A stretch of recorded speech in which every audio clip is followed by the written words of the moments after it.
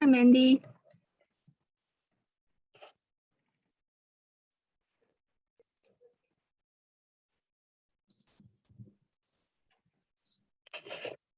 Morning, Karen.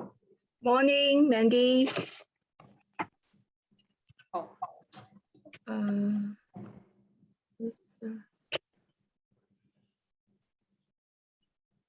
No for Sarah. I think this is the guest. I think it's the participants. Morning, no for Sarah. Okay. Are you signing early? No for Sarah. We're doing some testing. It's okay.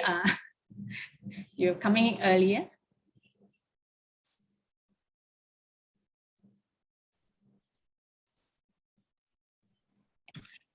Karen, I would like to test the video, whether the video. Yeah, sure. No.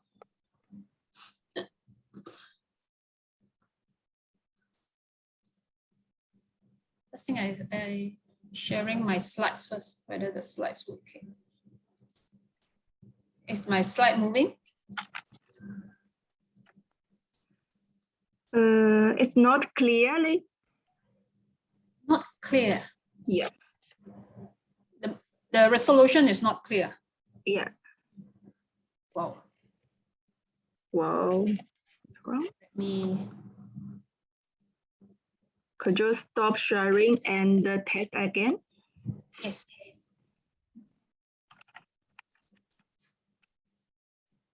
I think the most critical part will be the video. If my video session is not clear, then I might need your help.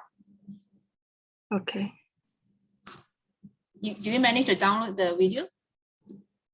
Yeah, of course. I downloaded. Is the sound very loud?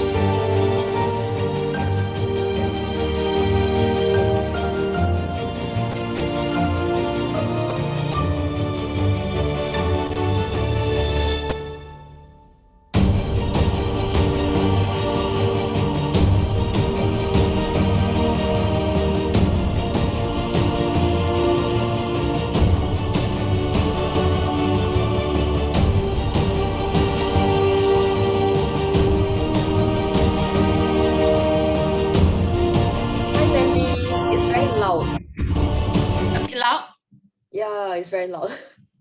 The video is very loud. I don't know how to minimize. Mine is already, I already put my volume very low already.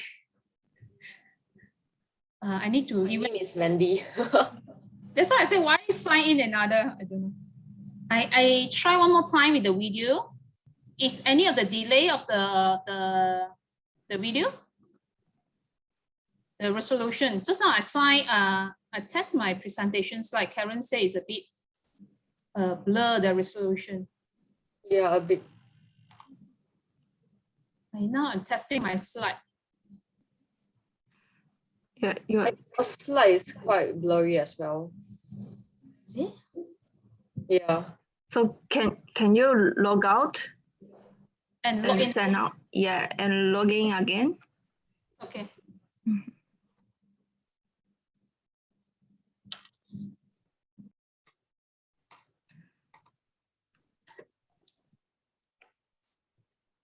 So Elise, you will be the moderator. Yep.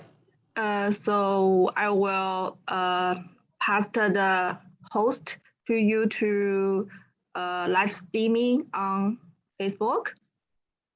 No, we are not doing live streaming on Facebook for this. for this event. Okay. Yep.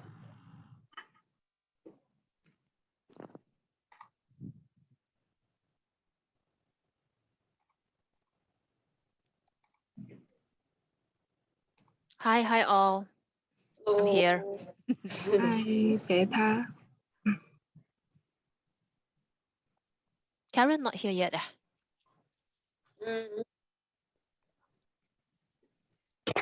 Should be logging in soon. I'm not sure. Okay.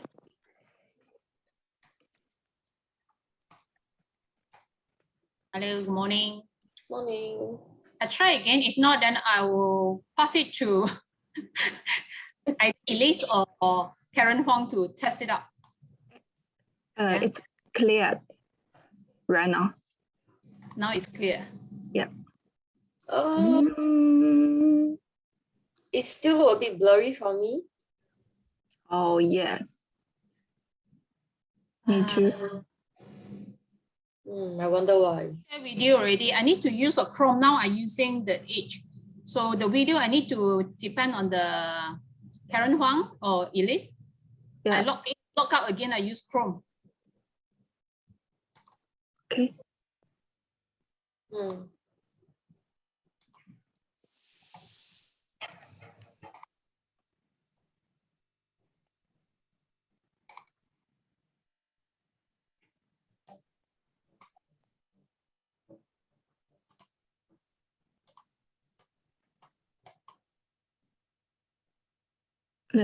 Let me try share screen. Okay.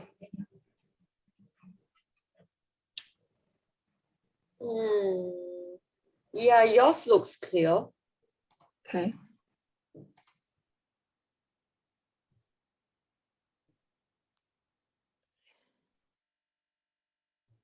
It's clear, but for me, there's a little bit lag. Yeah, Karen Huang. seems like.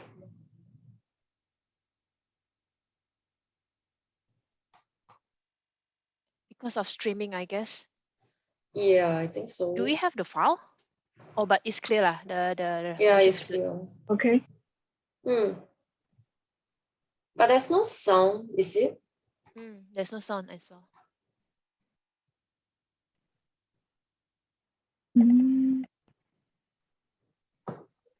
Let me see.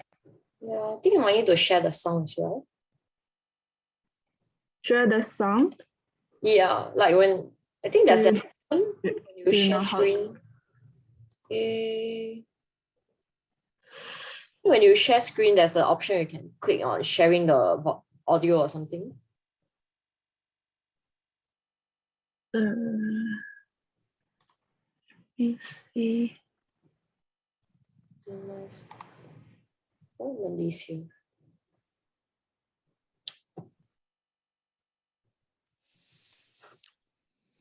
Hello.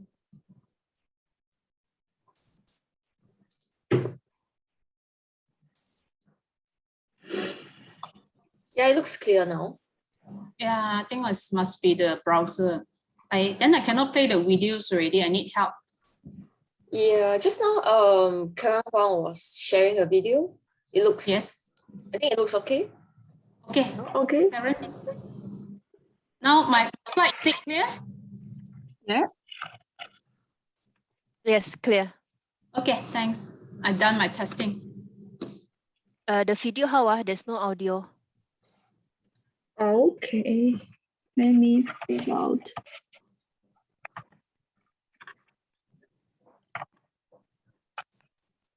Karen, can you test the video whether it's working?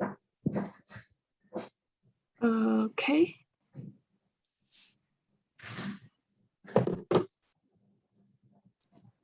Hi, Petak. Morning. Morning. Morning.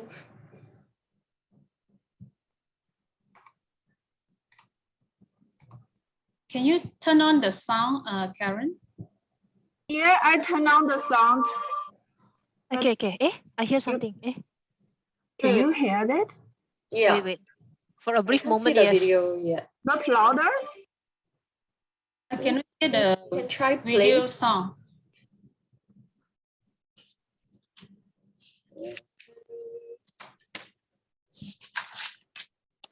You click on the audio when you share screen that time. Sorry, I turn on.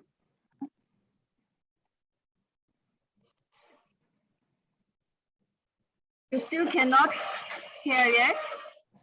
No. What's And I think think wrong? the video You is stop playing. sharing, look into the sharing screen. There will be a lower bar to click on the sound.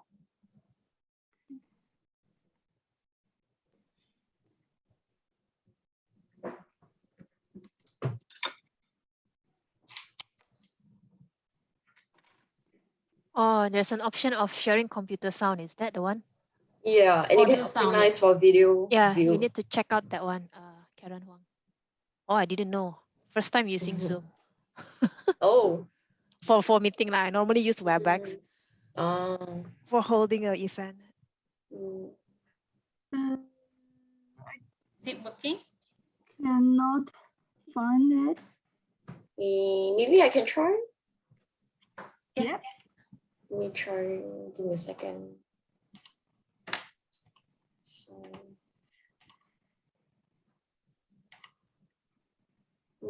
can you see? Hello, Sarah. Are you from Uitm Library?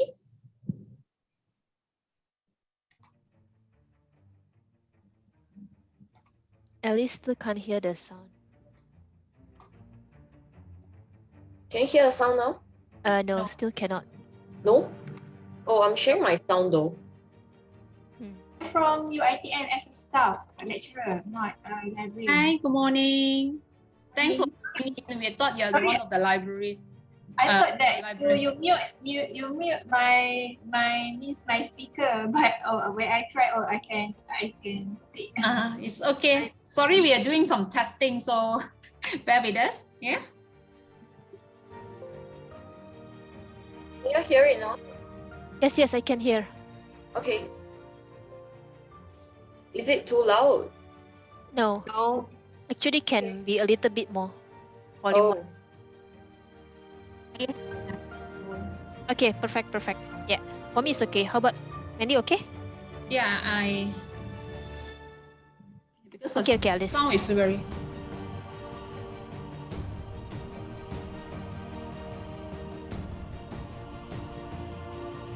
I won't be able to see the other When you share. Yeah.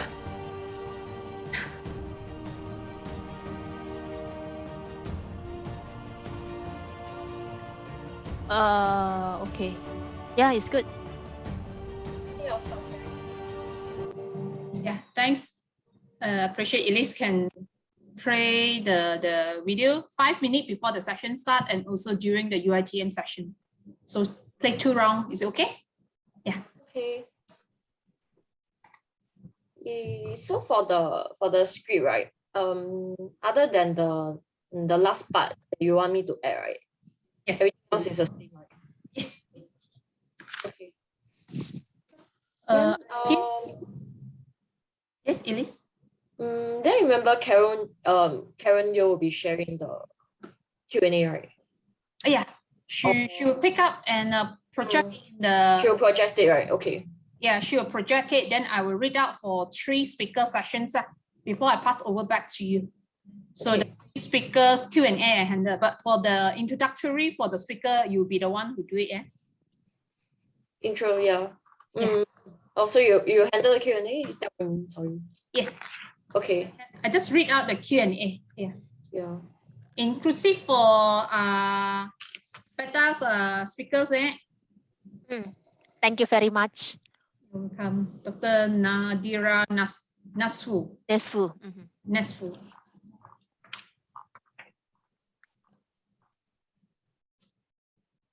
Okay.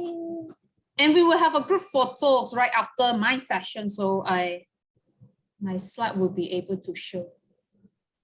So after my last part, there will be a group photo, just a quick, and I will try to capture some group photos.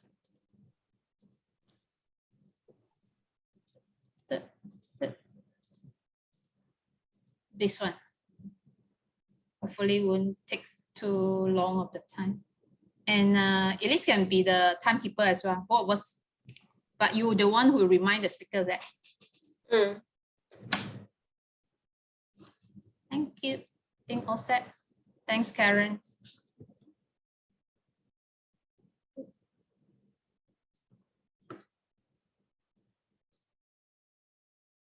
When the speaker come, we let them test their slide and also their mic.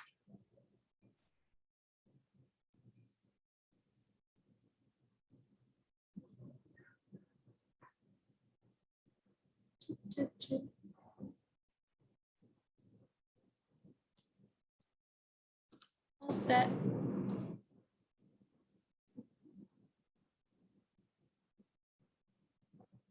Karen, can you make us as a co-host? Myself, Elise. Hi. Yeah, do you call me? Yeah, because I wanted to walk away for a while. Yeah. No problem. I just asked Karen Huang to make us as a co-host. Oh, okay. Yeah, I'll be right back. Yeah, because it's a long list for Karen to identify who is the speaker in the wait list. Nadira is there. Karen, can you? I can admit her.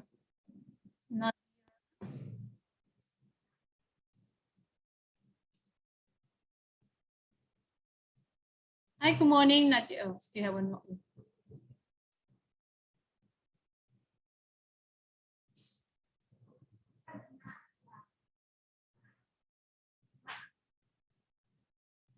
Hi, good morning, Nadira. Dr. Nadira. Hi, good morning.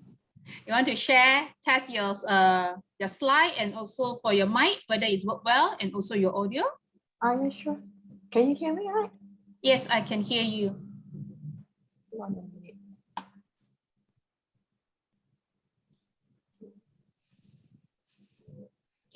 On your video? Yeah. Wait, I think Prof. Pro is here.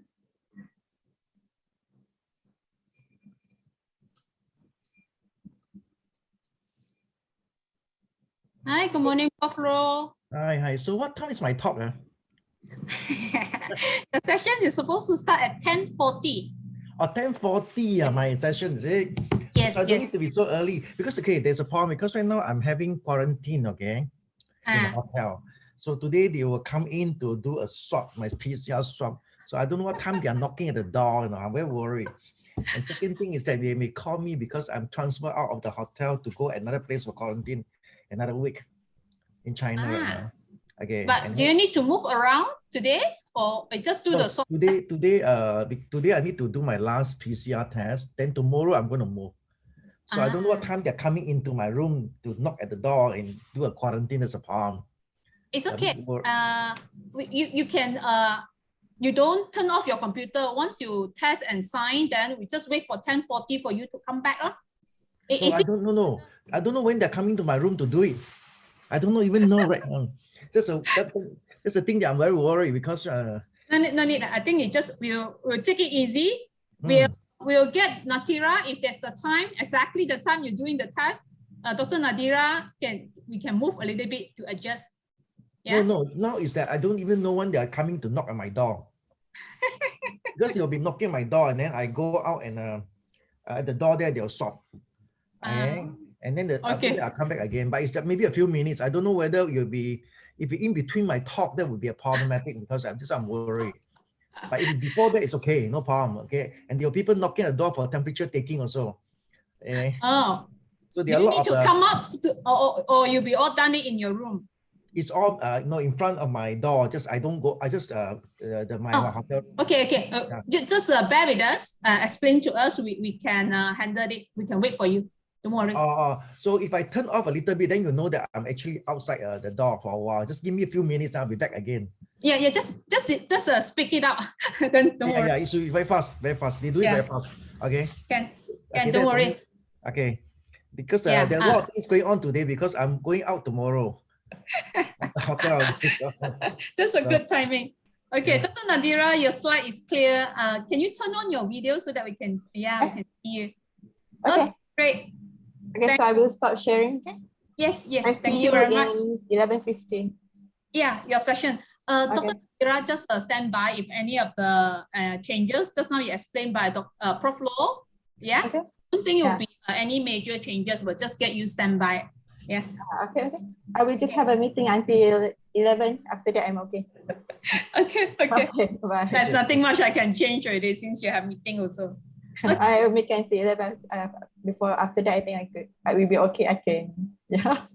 So no problem. Sorry, excuse me. I just share the slide later on, is it? Yeah, you'll be the one who share the slide. So 10:45. 10:40. 10:40. Yeah. Okay, thank you.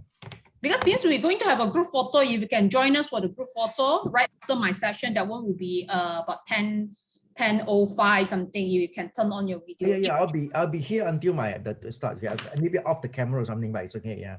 Yes. Okay. Yeah. Prof. Law, now I'd like to invite you to share the screen so that we can check whether it's Okay. Yeah. Let me do it. Screen share. Okay.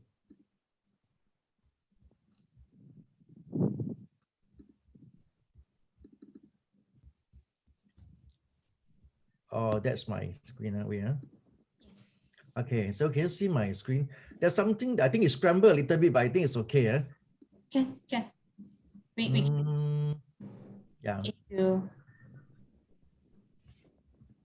Perfect. Can doing well? Yes. A little bit of difference, but it's okay. I think because of the software, I fixed a little bit, but I think this color. We can see. So Elise will remind you 5 minutes before your session finish. Yeah, if you run out. How long is my talk again? Your sessions will be 10:40 to 11:15, 11:15. Yeah. So about 30 minutes. 35 minutes. 35 minutes. Mm-hmm. So after that, leave the Q&A. Yeah, Q&A. Yes. For how long is it? Max is depend what time. I think most likely we allow 2 or 3. So about within these 5 minutes we can have some Okay. Q&A session. After that I can leave already, is it? Right after session we might have some of the written Q&A. So whatever is not, so maybe we can pull out and ask you to answer through the chat box, or we can get back to the person who asked it later through our response emails or whatever. Yeah. Okay. I think you guys can answer better than me, I think. Okay. No, we need someone with the experience doing the real editorial roles. Yeah. Okay. Yeah. Okay. Good. Your slide is work well. Okay. So right now I can stop sharing. Yes, please. Okay.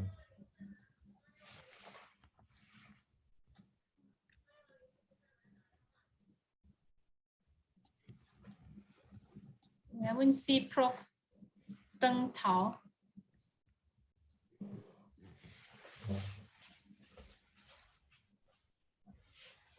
Yeah, you can turn off your video, Prof. Yeah. Okay. Thank you. Good morning, Karen. Good morning. Sorry, I'm late. I was in another meeting. Don't worry. This time everyone sign in just with Mandy Sum. Can you change it? Oh yeah, sorry. Why am I Mandy Sum today? I think it's the same link. The first one who signed in, everyone will be using. I think we have the speaker tested the mic and also the slide, except I think Prof. Deng Tao haven't come in. Yeah. Okay. Another 5 minutes, we allow all the participants to come in. Yeah. And so Mandy, if there's any Q&A, be it whether it's from ACS publications or CAS, you prompt me lah. You just say this is the Q&A session. Do we have any questions? Then if have, I will just post it. I will just share screen. Can I share screen? Can, right? Yeah. You're supposed to be able to share screen. Can you check?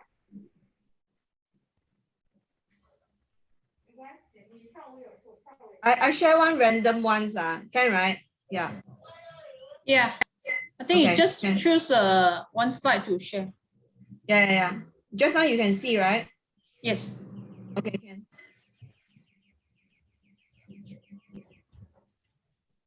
Okay, then I'll mute myself. I will stop video. I need to do something very quickly.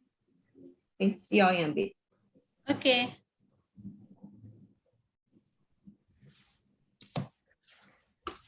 I think with another, now we can allow all participants come in, although Prof. Teng Tao haven't come in yet. So that we have 5 minutes to play the video. Hey, just to ask, who Yes. are the audience today?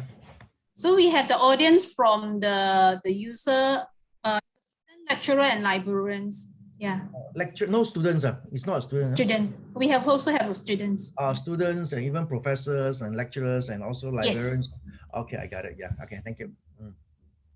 Okay.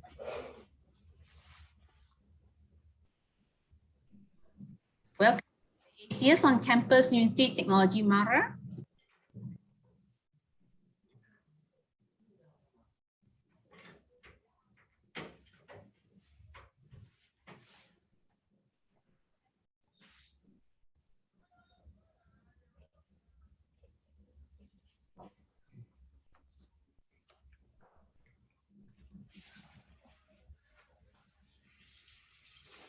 Elise, please.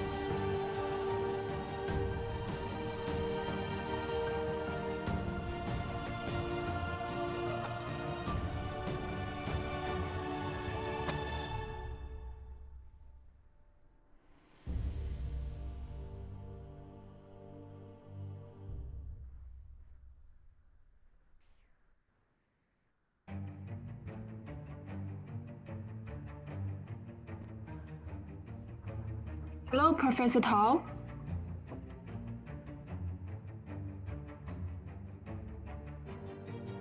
Hello?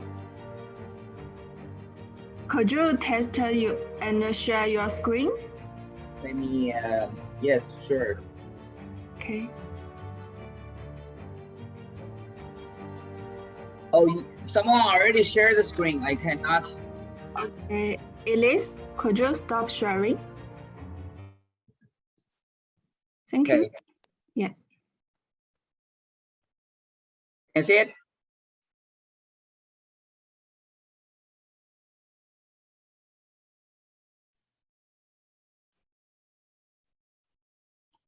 Okay, good.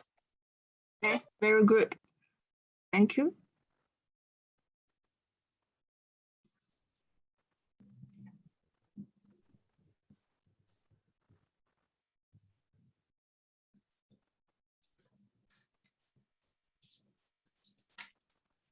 Elise, you can start.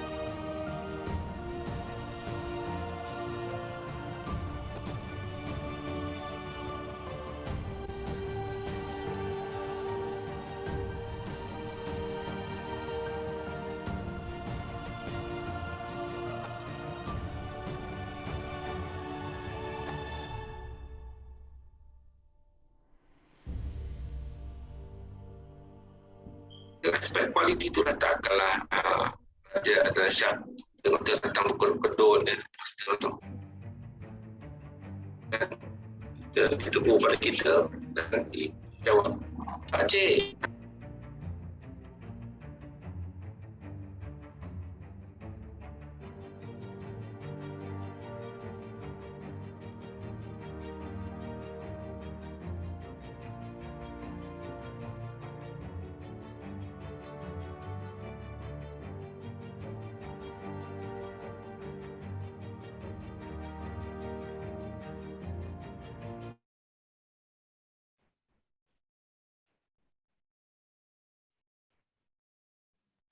Welcome to ACS on Campus. Elise, can you start?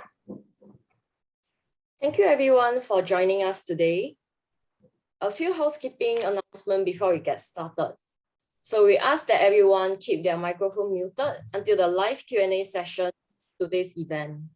If you have questions for the speakers or run into any technical issues, please send a message via the chat feature.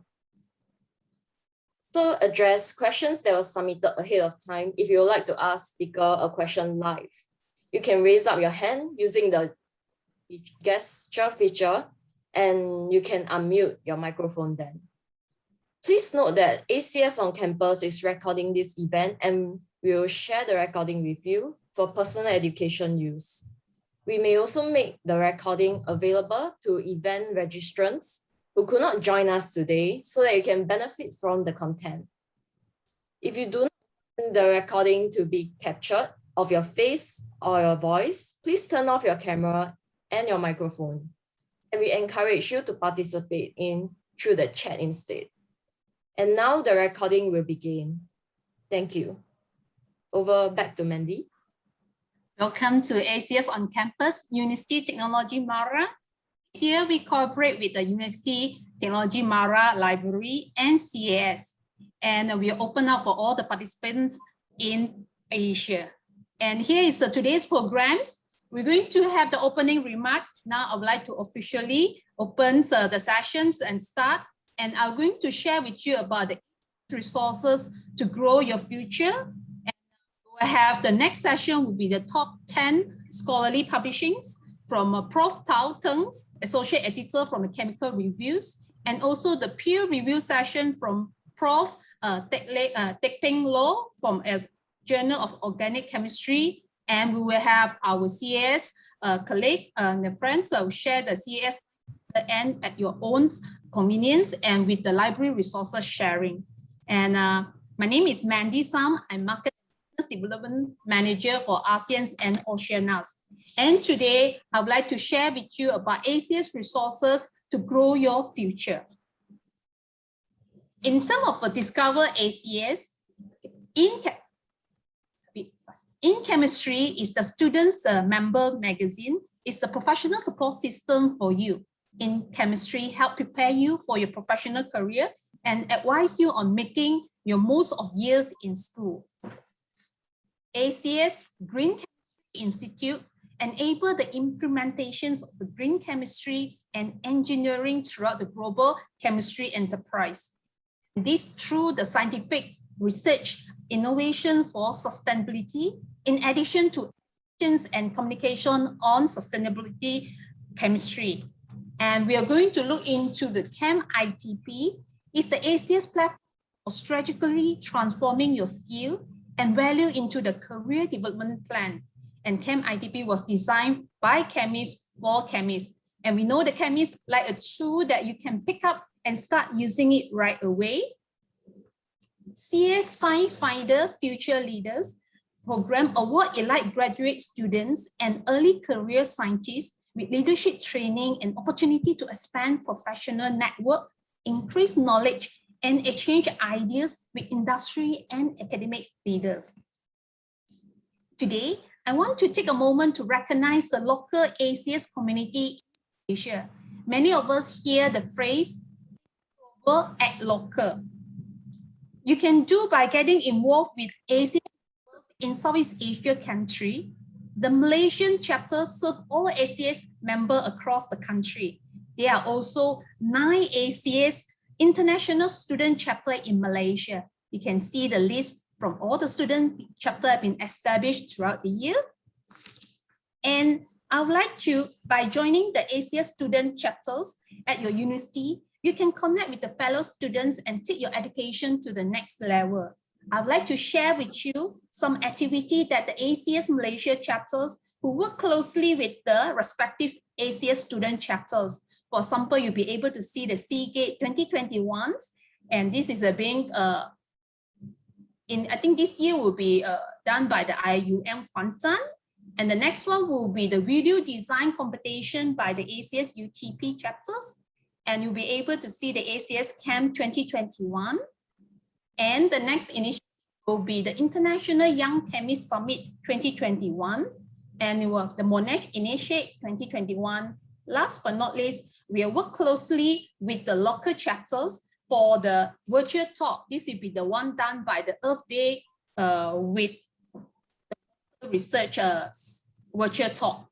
And we love to stay with you and tell you about the future opportunity. You can find us on our social media. And in sharing, we know that you can share your passion for chemistry and you have a greater impact to our Act for Chemistry Registrative Action Network, Warranty Opportunity, Science and Human Rights, ACS Public Policy Fellowship. ACS is offering a special 50% off membership on campus attendees. Okay, you can check your inbox on the membership after this event. A few of hundreds of ACS resources will help you to succeed for every step of your professional life, from college to career. And I would like to say thank you for just the opening session for this. And we're going to have a very brief also. I would appreciate everyone if you can turn on, just share for the group photo for today, that will be able to capture some photos and just say hi before our session start. I will allow about 2-3 minutes. Just turn on your video. Let us have a group photo, a quick one. If you can turn on your video. Yes, thank you very much for turning on your videos. Thank you.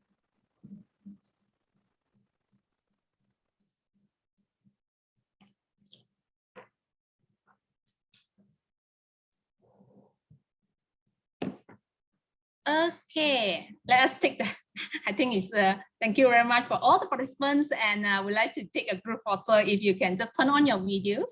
Yeah, we'll capture the photos from there. Smile. This is the first one I can get. Just hold on.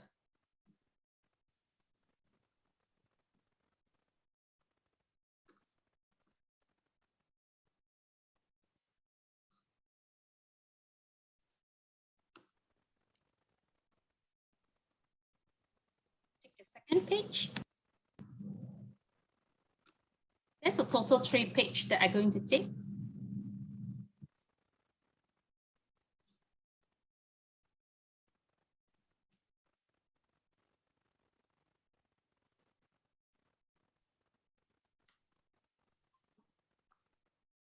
Thank you. This is the second page and third page.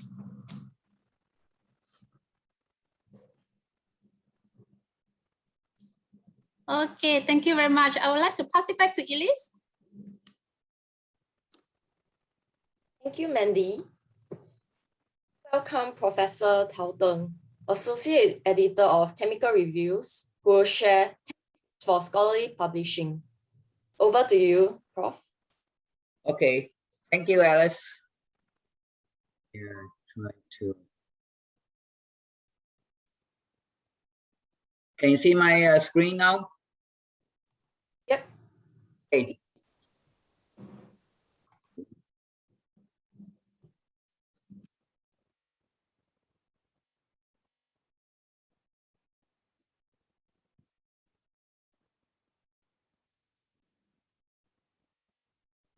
A second.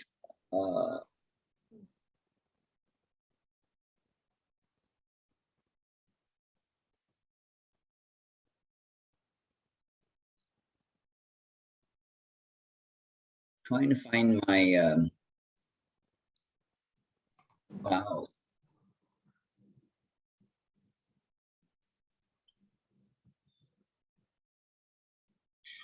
First of all, I want to take this opportunity to really thank Mandy for the invitation, also Karen and Alice to help trying to share files.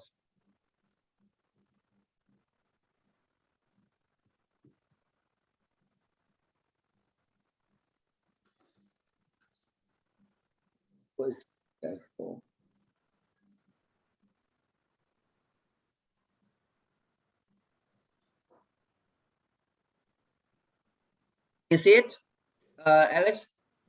Not yet. That's weird. It's, I don't know why it's not showing up on my screen now. Just give me a sec. Try to turn on the.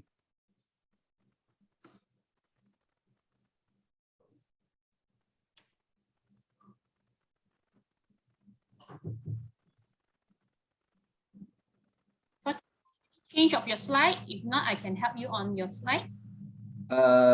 Yes, it's was right. I'm restarting my PowerPoint.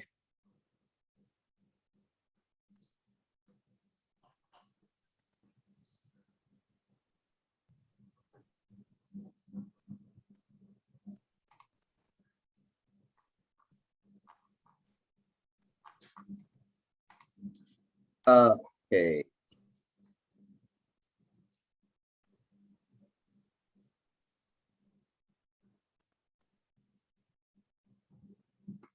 That's so weird. Mandy, I'm sending you my slides. Okay.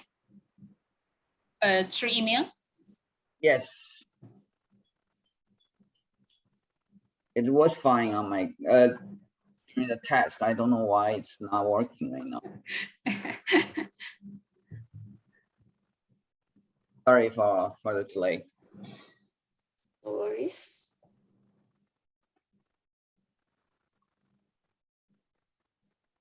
I think all the students online, some of you probably had experience writing papers.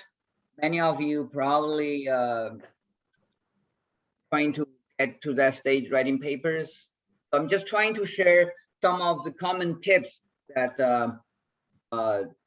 provided by the SAS, also injecting some of my own experience in terms of writing papers by myself, and also try to revise papers from my students. And also as an editor, I look through many different manuscripts. Andy. I haven't received it. It's a file, it's very big. No, it's not big. It's about 10 megabytes. I don't know why it's not.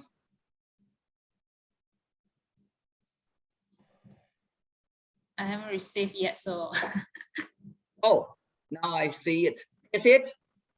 Yes. Yes. I restarted my PowerPoint. Looks like that fixed. That's always with Microsoft. You always need to, whenever you have a problem, just exit and restart. Sorry for all the delay. Today I want to share with you a few tips for scholarly publishing, primarily on writing papers. That's also based on, as I just said, my own experience and also experience from my students, certainly my advisor as well, and also from based on reviewing all the papers and handling all the manuscript. So a little bit about myself. I did my undergrad study at the University of Science and Technology, China. Some of you may know it's like it's relatively small. It's like Caltech in China. And I did my PhD at Harvard University with Professor George Whiteside, which this image gonna show up in one of the slides later.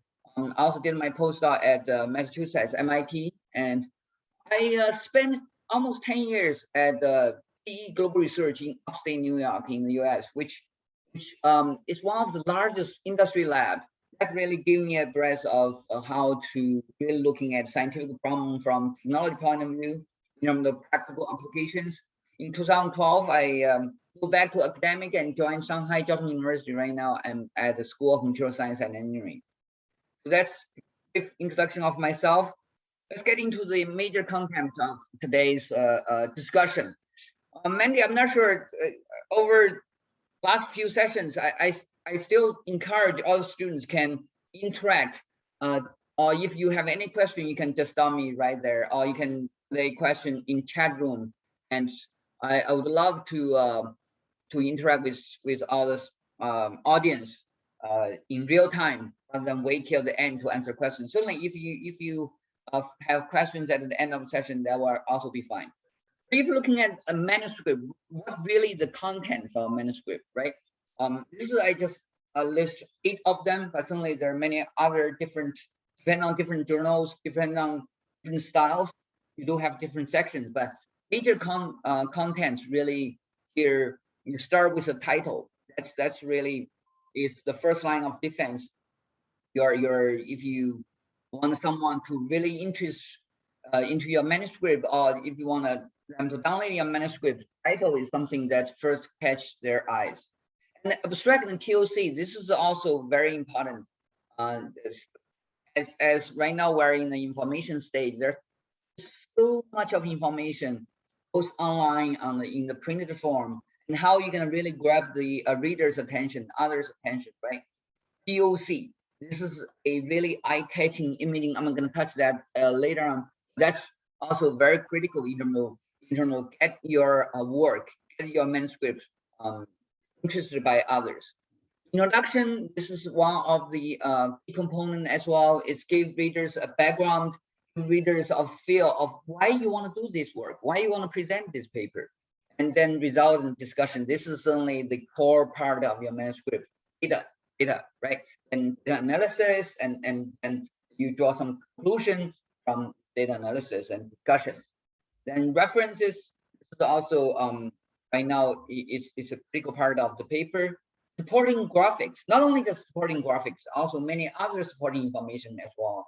This consists part of the manuscript experimental section. This is a section that is very useful for your readers, for your colleagues, collaborators, or whoever in your community, and repeat a work. So this is a section that also need to be you need to pay special attention. Depending on the style of the journal, those 8 content can be rearranged.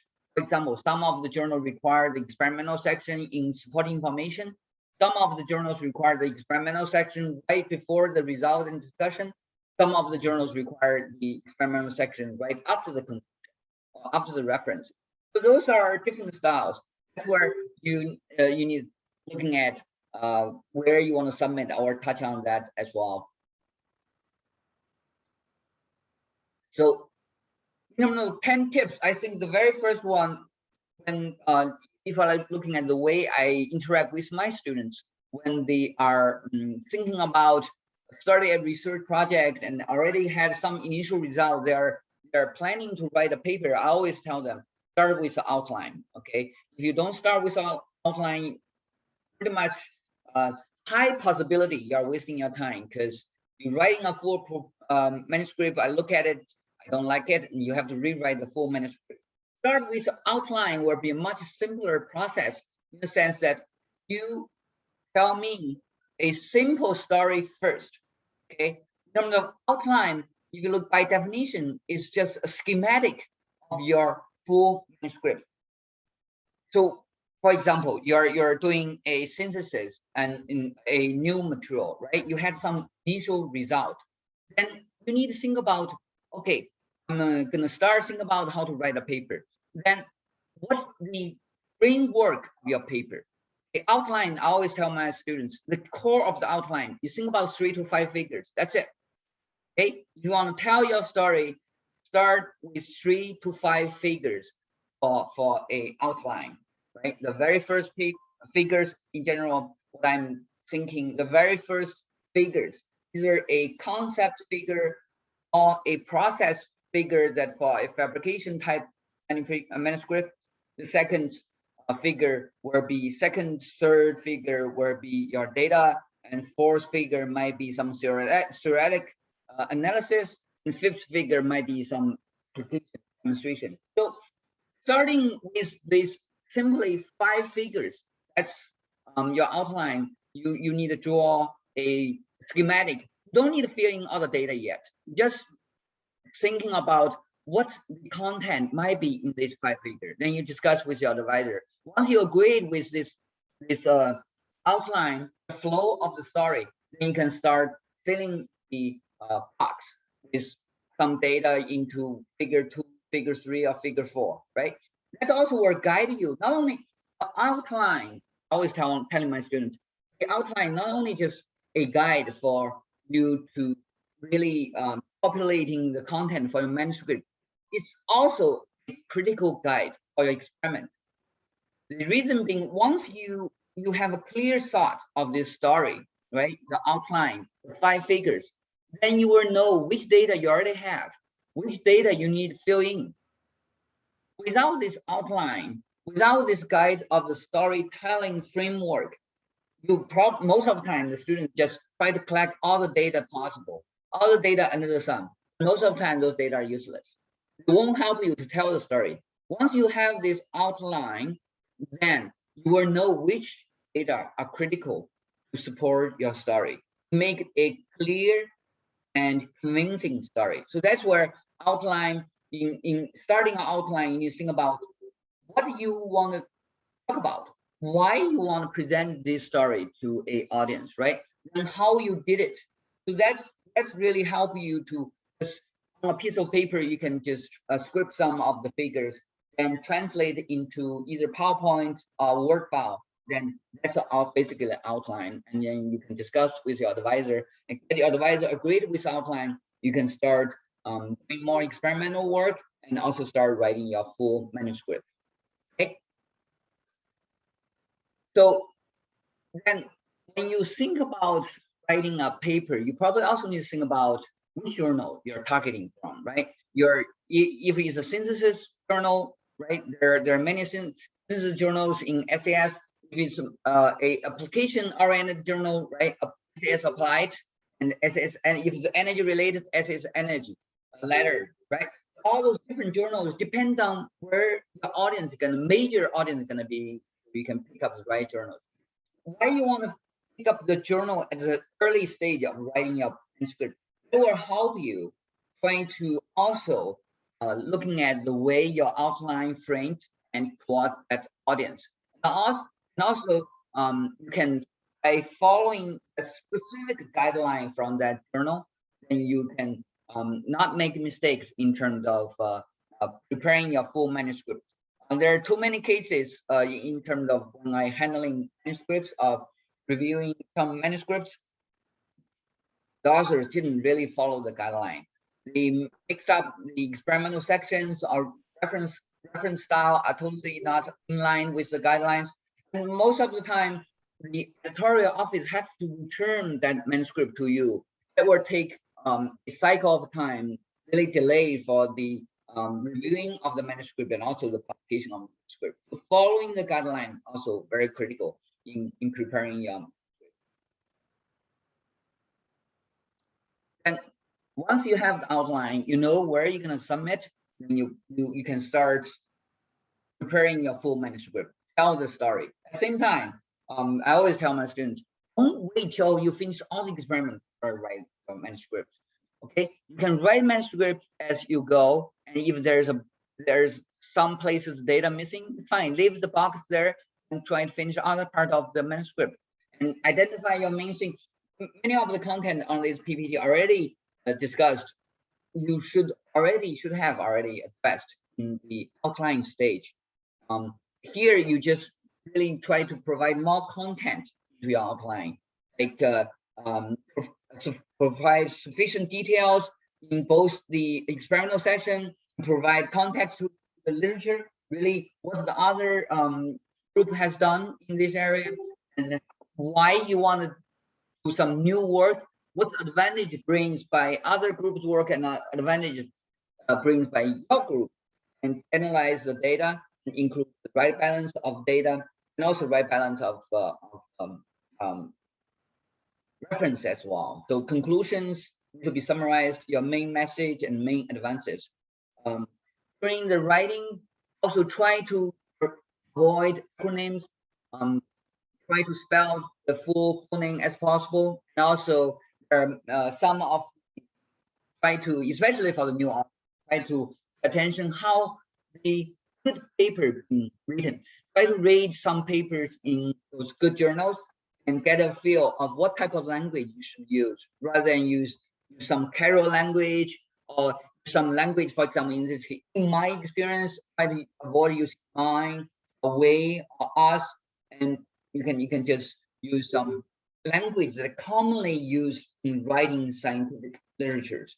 That's also, I think, for the new authors, you need to pay attention to. Once you get into that rhythm, get into the habit, you can follow the flow. Okay. Then I think draw graphics with care. Right now, if you looking at other papers online or either printed form, very beautiful figures.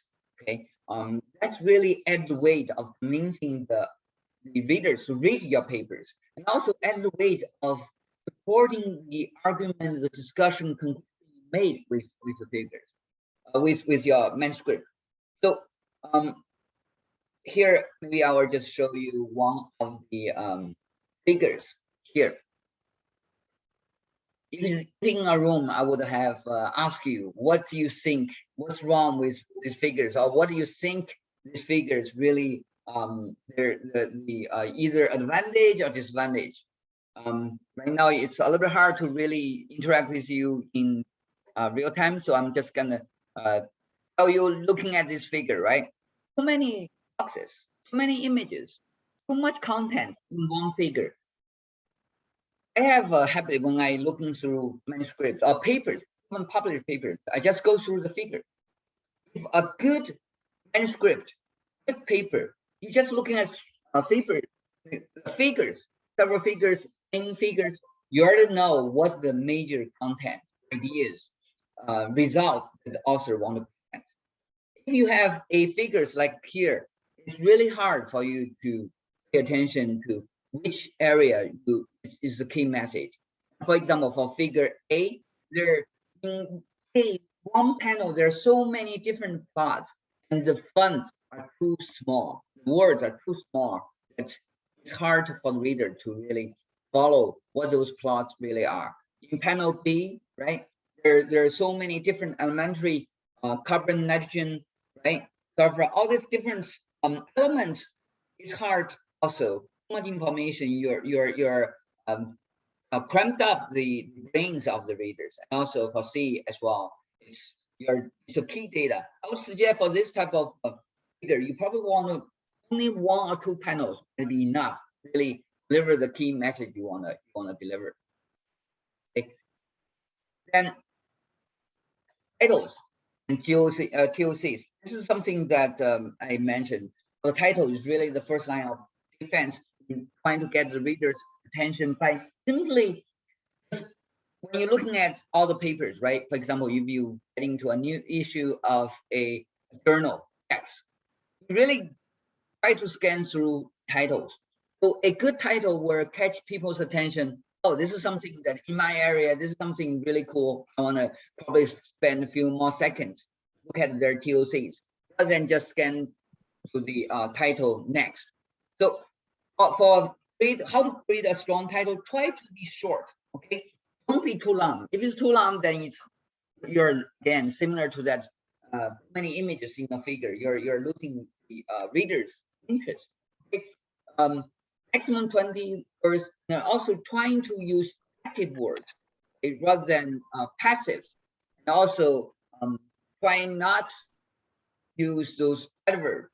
Okay, and the title need to be resonate not only with the TOC, the main figure, the concept figure you're gonna deliver in your manuscript. The key innovation in your manuscript should be related to what you want to write in the title.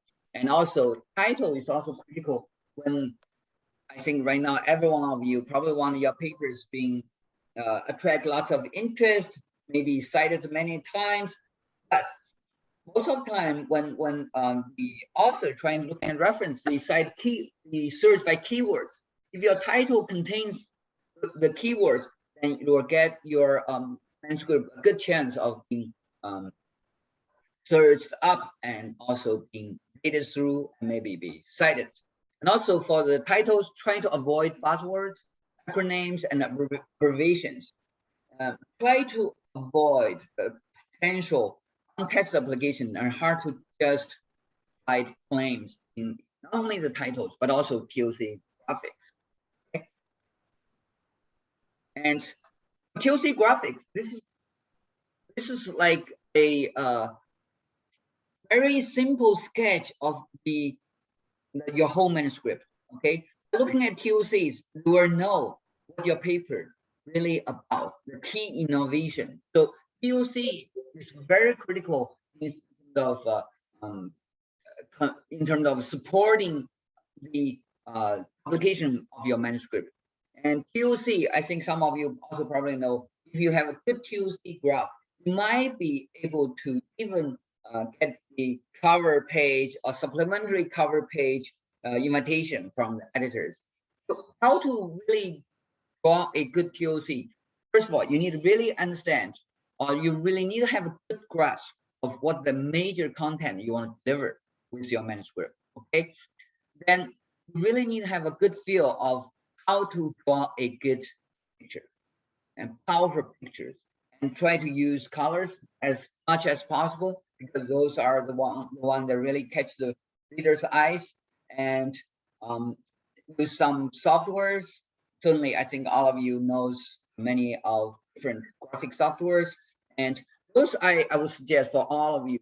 So from the writing manuscript, outline is very critical to get you. It's build the foundation for you to write a manuscript outline. Okay, that's very critical. Then TOC is really give you a very good look of the manuscript. Okay, simple look. As I always said, right now there are too many manuscripts, too many contents that floating in our daily life. How really you okay, how you really can get this into readers' attention? That's really very critical.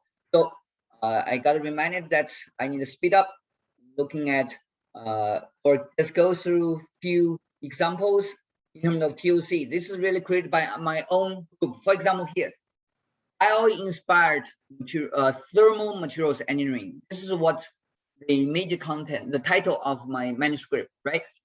If you're looking at these TOCs in terms of bio-inspired, certainly there are many biological systems that's related. Remind you that this paper manuscript is about bio-related. And this fire in the center, so that means the core of this paper is talk about fire or heat or thermal related research. So bio-inspired thermal materials engineering really is covered by this type of TOCs. And this is I'm just gonna skip this. And this is about individual evaporation. This is really you are grabbing the light and convert that into heat and generate a vapor through the liquid water. So here, this is really a content, a TOC that shows how you capture the light and convert the liquid water molecules into vapor molecules. Okay, I'm gonna just skip this. This is also about using solar light to generate welding servo nanowire assembly at the top of the water. So this is really showing the wire assembly, and with welding, you can generate localized heating. You can generate those welding of these servo nanowires. This is about a floating of a boat at the liquid water interface, and you have heat. Again, here I'm using the color, trying to simulate where is the hot, where is the heat, and with the green as a light to try to propel a boat. Okay, those are really the ideas of trying to create eye-catching TOCs, at the same time delivering the key innovation of the content. This is also about a crystal growth. I'm not gonna get into details. And then another area I want to touch on, plagiarism. This is something I'll keep reminding all my students. Some of them, they never wrote a paper, trying to compose a paper by copy one sentence from this paper, copy another sentence from another paper. Don't do that.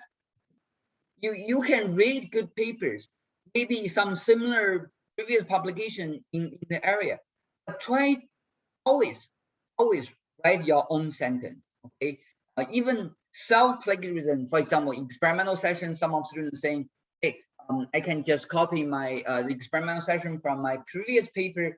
That's also not allowed. Okay, always try to write every sentence in your own work. Okay, self-plagiarism, plagiarism, any forms, not allowed. Okay, not is prohibited, and there are many different rules from different journals. And this is George Whiteside, my advisor. So always revise, edit, and rework. And it's always take many rounds of revision to really write a good manuscript. Very first one will take many more. And as you go along the path, you will reduce. You probably at the end, 3 or 5 revisions can do it. Okay? Then important information, this is also very critical. You have a main manuscript, main content. Important information is the area that the data that you cannot really put into the main manuscript. For example, many journals require 5 main figures. How about you have 5 other figures? Where do you put it? Aside. Okay, videos you cannot put into the main manuscript, supporting information. So this is also a very critical part of the manuscript preparation process. Okay, then cover letter. This is really very critical. I want to spend 1 minute to talk about this as well. We are all preparing manuscript, right? You submitting your manuscript to a journal. What's your first wish, right? You wish the editor can send your papers out for review. This is your very first wish. How you can do it? Cover letter. Cover letter is the only powerful tool you have to convince the editor to send your papers out for review. Very critical, very careful in preparing cover letters. I say too many cases, some authors just prepared 1 line or 2 line cover letters. Those manuscripts be a very low score in terms of getting their papers sending out for review. And also they misspelled their names of the editors. They even misspelled the names of the journals. How can you get the editors agree to send your paper out for review if you even don't know the journal's name, and also their mistake in terms of times, mistake in terms of corresponding author, different corresponding author in the paper and in the cover letter. So really pay attention to all this. Okay. And there are many different resources from ACS in terms of helping authors to prepare manuscripts. There are SAS style guide. There's also SAS authoring service and help authors to prepare, revise, to even draw figures. You can check out on the SAS website. I also want to spend last minute talk about briefly introduce of chemical reviews. All of you probably know this in terms of impact factor in ACS family IS1, and we have editor-in-chief Professor Karen Schaefer from Yale University. We also have several other associate editor from different universities around the world. We just have the new addition of Professor Dean from Stanford University serve as associate editor as well. The mission of the journal is really about comprehensive. Okay, this really distinguished separate reviews from many other review journals. Comprehensive, normally long review papers, more than 100 pages, sometimes 200 pages, gave a really in-depth discussion of the fundamentals, all different aspects of a field. So I would encourage you, for all of you, if you are interested in submit to our journals, and we would love to have your manuscript and work together with you and have your manuscript published. That's all. Mandy and Alice, I can start with the Alice. I think I'm a little bit 1 or 2 minutes over the time. Thank you, Prof. Tauten, for the very insightful sharing of 10 tips for scholarly publishing. And now I'll hand the time over to Mandy. Yeah, I think we have one question. You can hear me. I have one question from Muhammad Ali. So the question is, are the author's numbers and affiliations affect the chance of papers acceptance, especially in a high-ranked journal like Chemical Reviews? Generally not. If you really want to look, ask me. Certainly, if a paper with author numbers of 100, that really were making me feel strange. Then I was really looking into the reason why for chemical review you wanna. I'm supposed to talk about my journal. Why you need 100 authors or 20 authors, right? For any of the manuscript or papers, you really have a contribution from all the author on the list, author list, to that manuscript. Without any contribution, you should not include them. If you have 20, 30 authors, then you gotta have a hard time to explain why there should be too many authors. Okay, so that's one. Authors affiliation. No, we take manuscripts, we review manuscripts from all different affiliations, and so as long as the work is really outstanding, it's really fitting to the core of the journals, we don't really really ask questions whether this paper is from one institute or the other institute. We only pay attention to the quality of the work that presented in the manuscript. And we have the second questions. Due to the time limit, we allow another one questions, and the rest of Prof. Tauten can answer in the chat box. So okay. Other than the cover letters, what does the editor look for in the manuscript at the first sight, or what is the key elements the editor is looking for before determining whether the manuscript is to be rejected or sent out for review? This is from Right. So in terms of cover letter, from my experience, I really looking into, it's like an elevator speech, right? You need in a very short 2 or 3 sentences describe what's the key advances brings by your work. Okay, really you show the editor what really separates this work reported in the manuscript from others' work. Okay, what the in terms of innovation I'm looking into, and also certainly if there's some information related to what experience you had with this area of research from your particular group that will also help the editor decide whether to send it out for review on also. Okay, I pass back to Elise. Thank you very much for Tufton. Prof. Tufton. Thank you. Thank you. Thank you, Mandy. Questions? We see some questions. I think Prof can answer. I will try to answer in the chat box. Thank you. Yep. Thank you, Mandy. And next we'll now welcome Prof. Teck Ping Loh, Associate Editor of Journal of Organic Chemistry, who will be sharing about peer review. Over to you, Prof. Can you see my slides? Yes. Okay. First of all, I'd like to thank Mandy and the team for the kind invitation. I have to admit that I thought that actually it was supposed to be a scientific talk. So I didn't know it's supposed to be an ACS review talk. But as a Malaysian, I accept it gracefully without even knowing that it's actually an ACS peer review talk. Anyway, I have been involved in as an associate editor for JOC since 2016. So I can give some of the maybe insight on how actually we review papers. So as a background, actually, I'm a Malaysian, as mentioned earlier. I'm still a Malaysian after 20 over years staying in Singapore.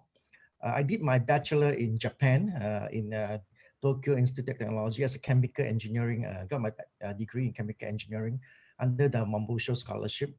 And then I went on to do my PhD in Harvard under Professor E.J. Corey. So we have a little bit in common together, Prof. So maybe we overlap. I don't know. I think he looks younger, so I have to see. Okay. So I'm a pure synthetic organic chemist working in the area of green chemistry. So we are very focused, very interested in the area of coming up with new synthetic methodology, hopefully novel, and then applied them in the area of maybe biologics. In recent years, we try to synthesize new antibody drug conjugates, a new class of anti-tumor agents, working in material science. So conceptual development and application. That's actually right now the things that we do in my group. So I'm actually involved in many groups in the world. I actually have a few groups in China, but now I try to come back to Singapore again to review my group. So to cut the story short, I published a lot of papers, 400 papers in my career. And yet I'm still very, sometimes get upset with some of the peer review that come back, obviously. I think many of them have this experience. And for the young researcher, many of them will find that actually publication is very important for the career development. So if your paper continue to get rejected, extremely down, okay? You feel so bad, you don't know what to do, okay? So like some people may ask, okay, is the university playing a role where you publish? I can't say that it's not, okay? Where you come from, if your place that you started off is very poorly, I mean, we don't have a lot of big guys, so is it easier? Some people even suspect that you don't have facility sometimes, okay? But that is a different story. But today I need to say a little bit good things about the peer review system, okay? There are many systems in the world. I think the peer review system seems to be still the better one, okay? So the basics, actually, how do we do the peer reviews? Maybe I give it some of the insights, how we do it. So basically, as I mentioned, peer review is still very important. Many people, many journals use peer review systems. Okay, we actually give our papers, send our paper out for expert scrutiny.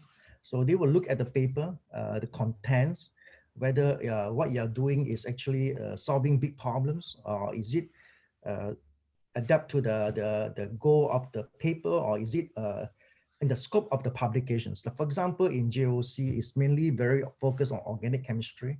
So if we try to publish a paper with no carbon on it, sent to JOC, obviously that paper will not be accepted even before coming to the associate editor. So you need to know the journal scope before you submit the paper for peer review, sample paper, okay? Or you send your paper to a very biology paper, if you're doing just organic synthesis without any biological evaluation, then that won't be the journal for you to submit. So it's very important to know the scope, the journal, the paper, the type of paper they are accepting.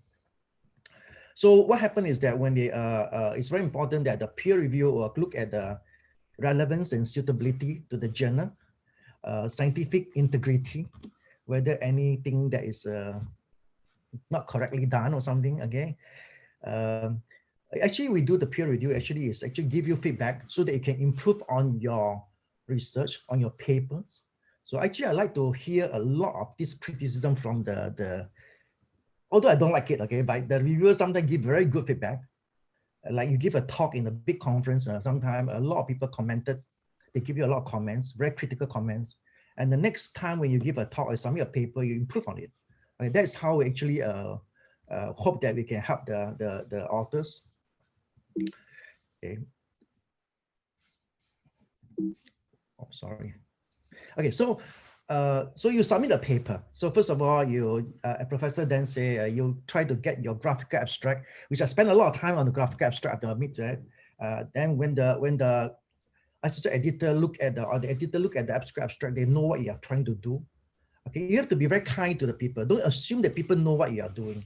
Okay, so it's very important to write properly, depict the structure nicely. For me, my group is that we spend a lot of time on graphical abstract. Most of the time we spend on the graphical abstract. So when the graphical abstract is done properly, by looking at the graphical abstract, actually you know the whole story of the paper. Okay, that's very important for the peer review or for the referee to look at it. Okay, then you submit your paper to the office, and then the editorial office will screen it first.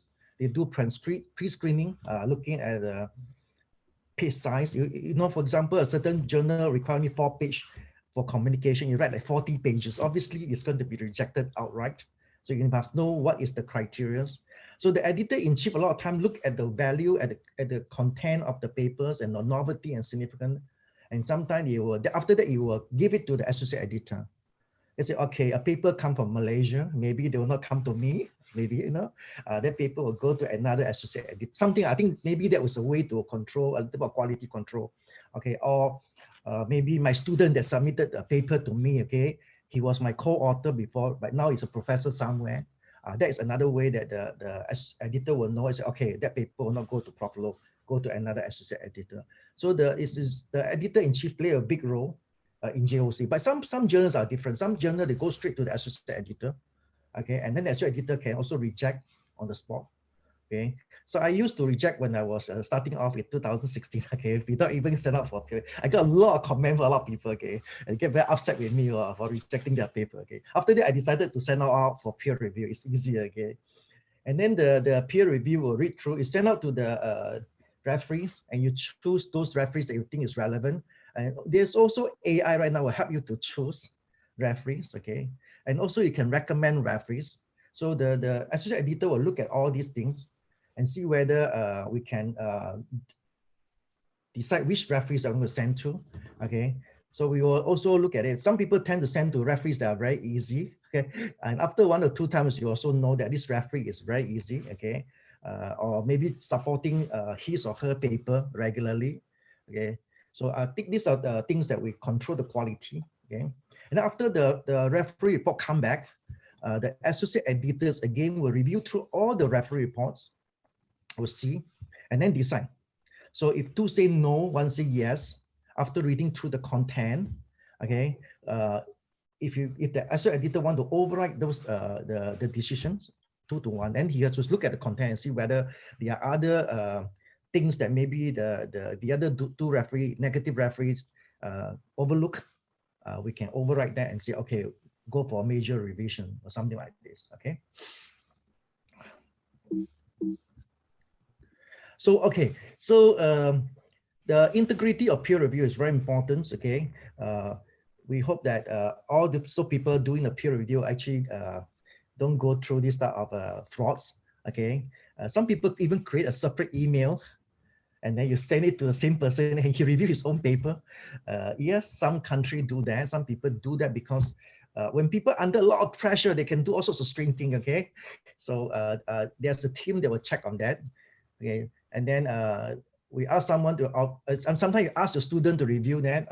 Also very dangerous. We have cases many years back where paper was sent to another people to look at it. And then the other people use that idea and then do the project, you know, something like this, you know, happens. So very careful. And you don't tell people, say, hey, Professor so-and-so, actually I review a paper, you want to get credit. That also happened, we know that also. But actually this is not right, you can't do that. You cannot tell people, you know, whether you are reviewing his or her paper. and you're not supposed to share confidential information. You cannot get people's result and say, oh, this guy is working on so and so, you better faster do it and then publish the paper, okay? That is also ethically not right, okay?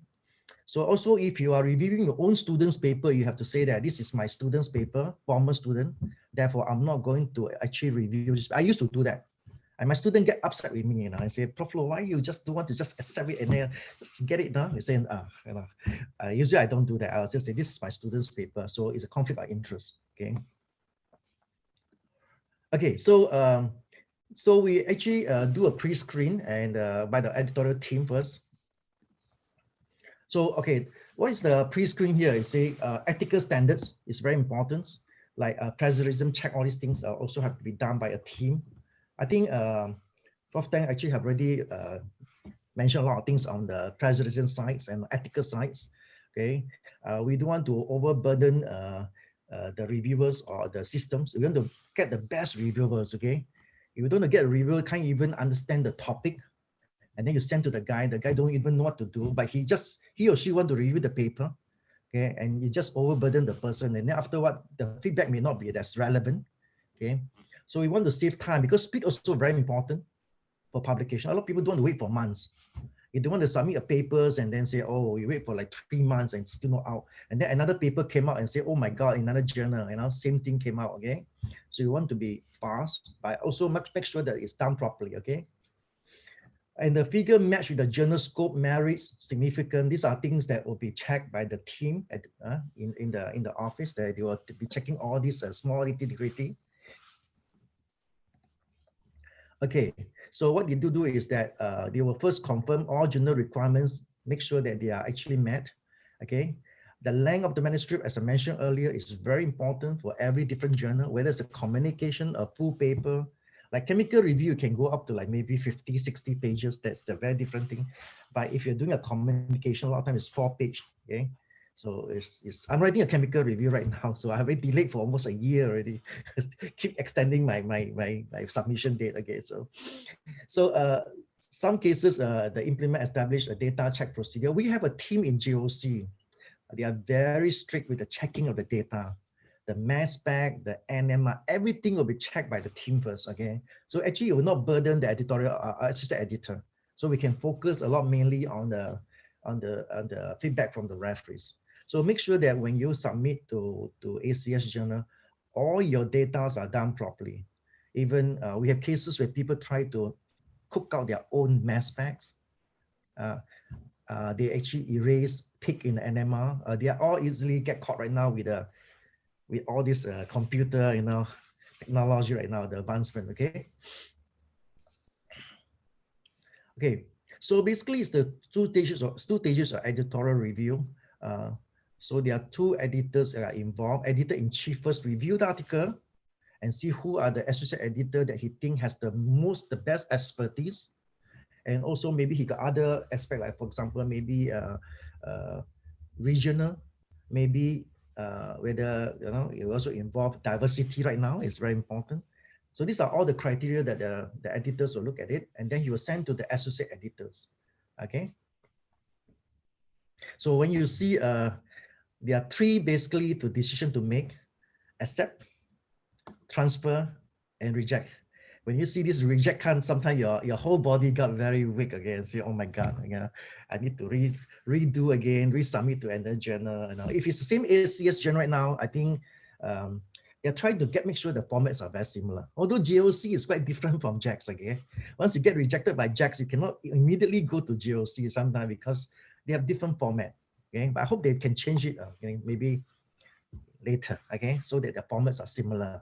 If you're rejected by one ACS journal, it can go to the next ACS journal. Okay. Okay. So factors for the editors to consider, just like I mentioned earlier, does the manuscript fit the scope? I think they are all repetitive. Okay. The guideline is important to check the guideline for the manuscript. Okay. Does the manuscript meet the scientific merit standard set by the journal? Obviously, you have the higher standard of scientific merits, then obviously any journal you're not going to worry. Okay, so and then the novelty goals set by the journal, also important to look at the different criteria required as required by the journal, the scope of the journal. Okay. So how do the editors select the peer reviewers? As I mentioned earlier just now, there are three ways to do it. One is we have a pool of experts, okay? And then sometimes the computer will help you to choose, okay? They give you a list of the numbers of possible reviewers based on your manuscript, maybe the keywords, maybe the content, okay? And then based on the associate editor's expertise, he will again introduce a few more reviewers. And sometimes they take some suggested reviewers from the authors, okay? Again, depending on all the different, whether the peer review is going to help to make sure that the paper got a very good review. Good review means it's a review that's fair, okay? Whether this paper is a good paper or is not so good paper, okay? So I think that's very important, okay, based on all these referees report. Okay, so reviewer's perspective, good review, okay, basically you have to, they look at the way you cite your paper sometime, the impact and broad appeal of the paper, scientific research and scientific merits. This is the most important, okay? So actually a lot of times when you read the introduction, we know whether this paper is a good paper or not in terms of science, okay? Immediately we know already whether this is solving a big problem or solving a mediocre problem or not, or just copy people's thing, changing a red color to a blue color, for example, something like this. You know, immediately we know, okay, from the introduction of the paper. Okay, you summarize your research finding properly. Okay, overall recommendations. Okay, and comment on the present. These are all the referees report they will write in, and the data quality. So these are the things that when we become a referees, and these are the things that we actually will look at. Okay, so important that your graphical abstract, as I mentioned just now, I think also, I think it's very important, okay, your introductions and your conclusion. And then your data, obviously, there are teams that check the data.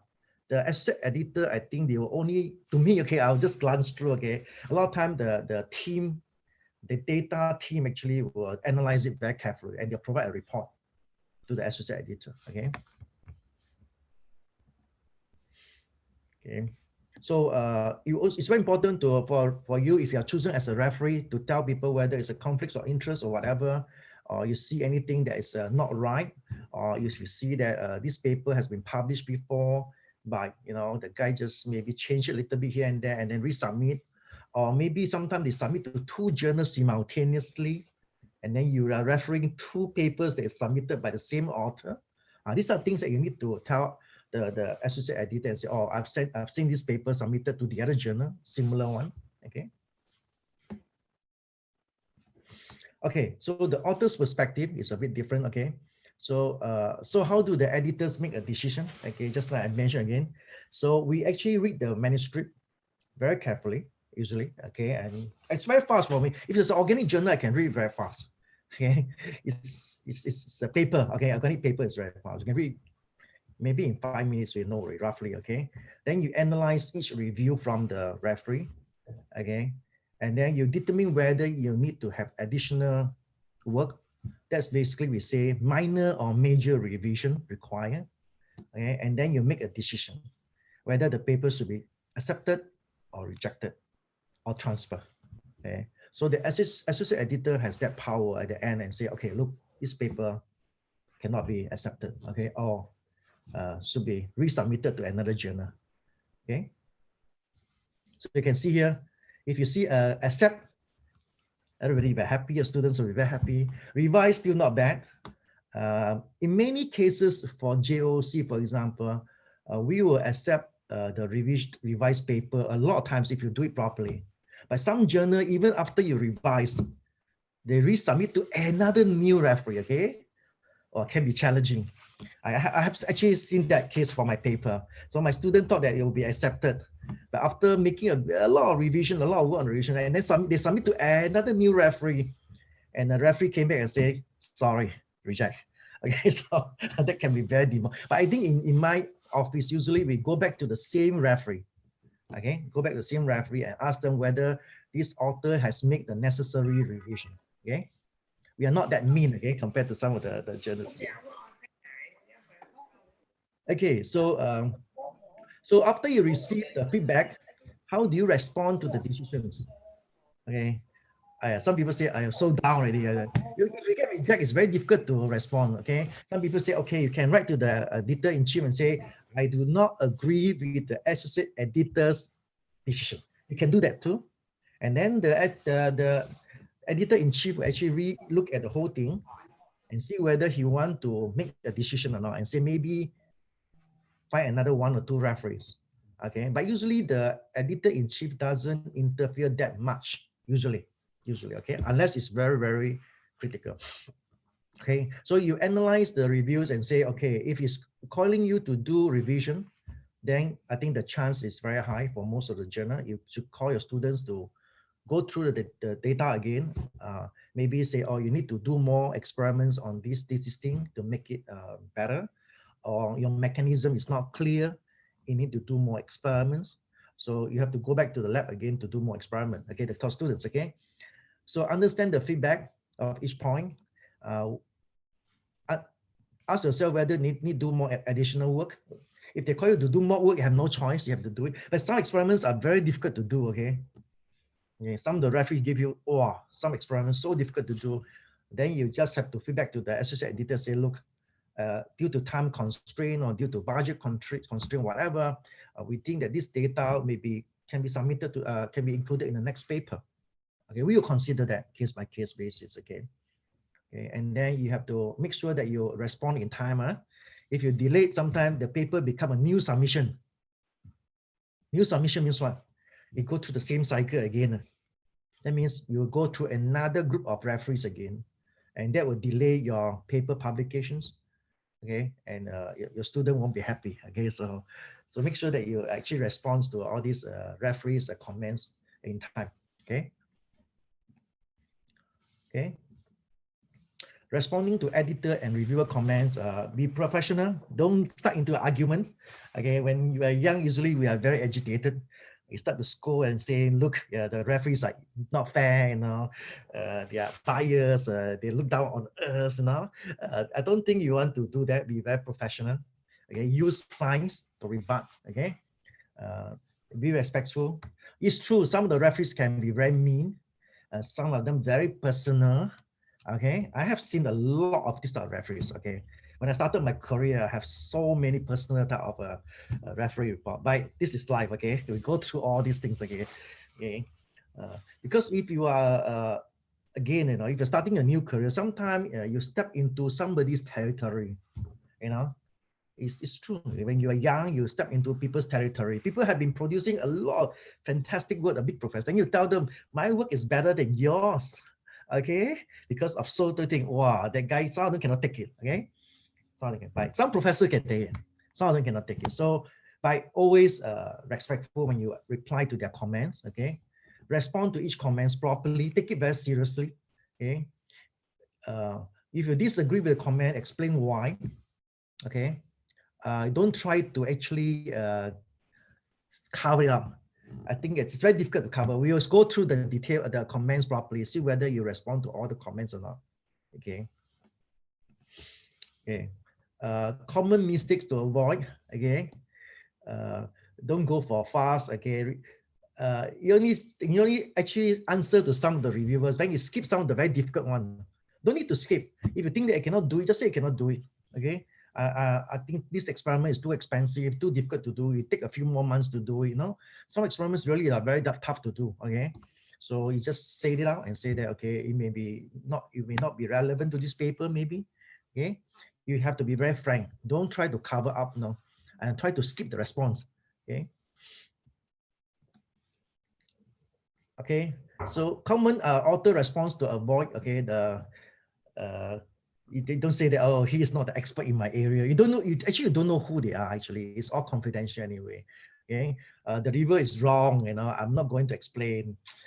When you become a big professor, sometimes you can say that. When young ones, so sometimes it's not easy to say these type of things. Okay, similar. Okay, you say, oh, that paper, similar one has been published recently. How come my paper cannot be published? Okay, this is also very difficult. Okay, so try not to respond this way, but go according to science. Okay, just scientific response. Okay, and say, oh, I think that my research have this quality, and I think it's of high impact. It's different from the one that already published, you know, something like this. Okay. Okay. So when your manuscript is rejected, yes, very down. When you're young, you're very down. When you get older, for me, there's no feeling. Yeah, it's very common right now, isn't it? It's no feeling at all. You say, oh, never mind, submit to another journal. But now we are also luckier because right now there's so many journals, not like old days. Old days, so few journals, and when you get rejected, wow, you don't know where to go. You go down, down, down, down. I say down means it depends on what you mean by down, okay? Okay, so it go until you cannot submit anymore. You don't know what to do, okay? But now there's so many journals, you're not going to worry, okay? Another thing is that some people consider certain journals as top tier, some to second tier, some to the third tier. I think as long as you think that the science is good, for people like my age, okay, I can say that it doesn't matter. But for students can be very different. Okay, in like certain country, if you got top tier 3 papers, tier 1 paper, 3 of them, you can become a professor. You got only 1, you become an assistant professor. You get 0, you can even become a professor. Or in those places, it become very tough. Okay, but no matter what you tell them, they don't even bother, because those tier 1, tier 2, tier 3 are set by administrators who doesn't know science. Okay, and they have no choice because they know how to evaluate those journals. Okay, so you focus and examine the reviewers comment and take that as advice to improve on your next research project. Okay, so use the comments construct. I think many of the comments can be very useful. I can tell you, very, very useful. I think sometimes the comment before it came back, I also know the comments going to come out, because some of the comments things are very difficult to do, and the student just cannot do it. And whatever he or she do it is always negative result, or it doesn't work. Okay, but the referee say, oh, you have to do that because or else this paper is not good, you know. So you adjust it and resubmit to a new journal. So take that as an advice, okay, and then use it to improve on your next project. 10 tips. Okay. Okay, so make sure it's professional and respectful. Okay, when you do a review, don't be too personal. Yes, sometimes you see that guy never cite your paper, you get very pissed off. I'm sorry to say that, very upset. Okay, you get very upset. Okay, it's, oh my God, how come he never cite my paper? You know, using my things and name. I think usually for me when I review the paper, I don't even bother whether they cite my paper or not. It doesn't even bother. Okay, people know. Those people know your science, they know that this is your thing and they're actually using your technology. Okay, so be professional and respectful. Okay, don't take it personally. Okay? I think once you get my age, you become nothing, you know, you don't have feeling anymore, you know, rejection. Okay? So, but again, I have to admit that it's not easy for the young researcher when they come to rejection. It's not easy, okay? But also, sometimes it's also very important to let your senior faculty in your department to go through your manuscript first, to give you some advice, okay? I think it's also important, okay? They can give you a lot of advice, okay? Or sometimes you can even send back your manuscript to your former supervisor. If they have time, they can read through for you and give you some comments, okay? So focus on research. When you review, don't go and talk about grammar, you know. A lot of people look at grammar and say, oh, your English is very bad, you know. A lot of times, I was in US before, and then even the American-born Chinese, when they talk perfect English, they think that they say your English is not good, because they look at you and say your English is not good, okay? So I think we should focus on research and not the grammar when you do the review, okay? So be timely, very important. You do want to take the referee report and you agree to review it, and then you just forget about it. I just put it. Actually, I did it a lot. So try to okay. So sometimes it's not because you don't want to do it on time, okay? Sometimes because you find that it's very difficult to make a decision. Very difficult to make a decision. Then you decided that let other referee make the decision, okay? Okay, you must make sure that it's your approach should be very careful, analytical, and balanced. I think as a reviewer, you make sure that you give good advice to people that work on the project, and make sure that they can take those advice and improve on their research, even if it's a rejection. Okay, you want to reject the paper. Okay. So you must be upfront with the if there's any conflict of interest. I mentioned earlier, if you are reviewing your colleague's paper, or your friend's paper, or your former student's paper, just admit it and say, sorry, I'm not going to review this paper because of whatever, you know. Okay. Stay organized. Easy said than done. Okay. Try to stay organized. Okay. Check your bias. Everybody got bias. Everybody, okay, I have to admit that, okay, but try to minimize your bias, okay. So that's the thing. Try to be as fair as possible. Look at the science, whether this is really a good science paper. Even if it's a very good science, okay, if it's a very good science paper, if the grammar is so bad, you should actually support, okay, because it's about science, okay. You assume the best intentions, yeah, assume it's the best intention, okay, so you have to do it, okay, and keep it confidential, very important. There are a lot of people try to tell people, say, oh, I review your paper, you know, especially the young one will tell, Prof, I review your paper, right? No. So then next time, if you see my paper, please be more lenient. Actually, they're trying to say that by, you know, in an indirect manner, okay? So keep it confidential. I think that's very important. Okay, so you can see a lot of key resources from ACS website. I think you can go in and look at it, how to be a good reviewer, how to become a reviewer for papers, okay? So there are a lot of important, interesting contents you can go in to get the key resources. I'm more than happy to answer any questions, okay? Thank you very much. I hope that is on time, is it? Okay, I'm actually fast. It's good, then we have more time for a Q&A. Okay. I think my colleague will share the first questions. I think we have it from, let my colleague prepare and get the first questions out for Prof. This is from the Musa Muhammad Ahmad. What source through internet has enough data for us to analyze about the general research papers, like finding the right keywords and for a tool for checking the similarities between the two similar papers? This is the first question. I think when you are doing your own research, I think you should be able to have, I think you have read a lot of paper before you do that research area. So I think in certain way, you already know the background of what paper have been done. Unless there are times when there are similar paper that come out at the time when you submitted the paper. But that is okay, okay, for this paper. This one, the keywords, I think is all about where, I think keywords are very important sometimes. Some journal look at keywords to find referees, okay? So if you want a certain referee, sometimes you can think about the keywords, but you don't have to spend all your time thinking about keywords. It's just one way to find referee, but it's not the only way, okay? Keywords, yeah. Yeah, I think the second questions, yeah. The second one, is there any of the free software available on the internet to design an impressive graphical abstract? At this moment, there's no, okay? So that's why I told my student, you know, actually, when I was in high school, my art is very terrible. But then I realized that my graphical abstract is better than my student. So I always tell my student, you guys are not good, you know. So you have to think about better graphical abstract. So I think a lot of time depends on your own creativity. Again, you have to read a lot of papers. And then when you read papers, you look at different graphical abstract. I mean, that gives you a lot of inspiration. All right. Not easy. I have to say that it's not easy because it's not just the graphical abstract, it's also about science content together. Your graphical abstracts should actually reflect the science you are doing. So I usually spend like maybe months for one paper on graphical abstract because in my group, we have a weekly report every week.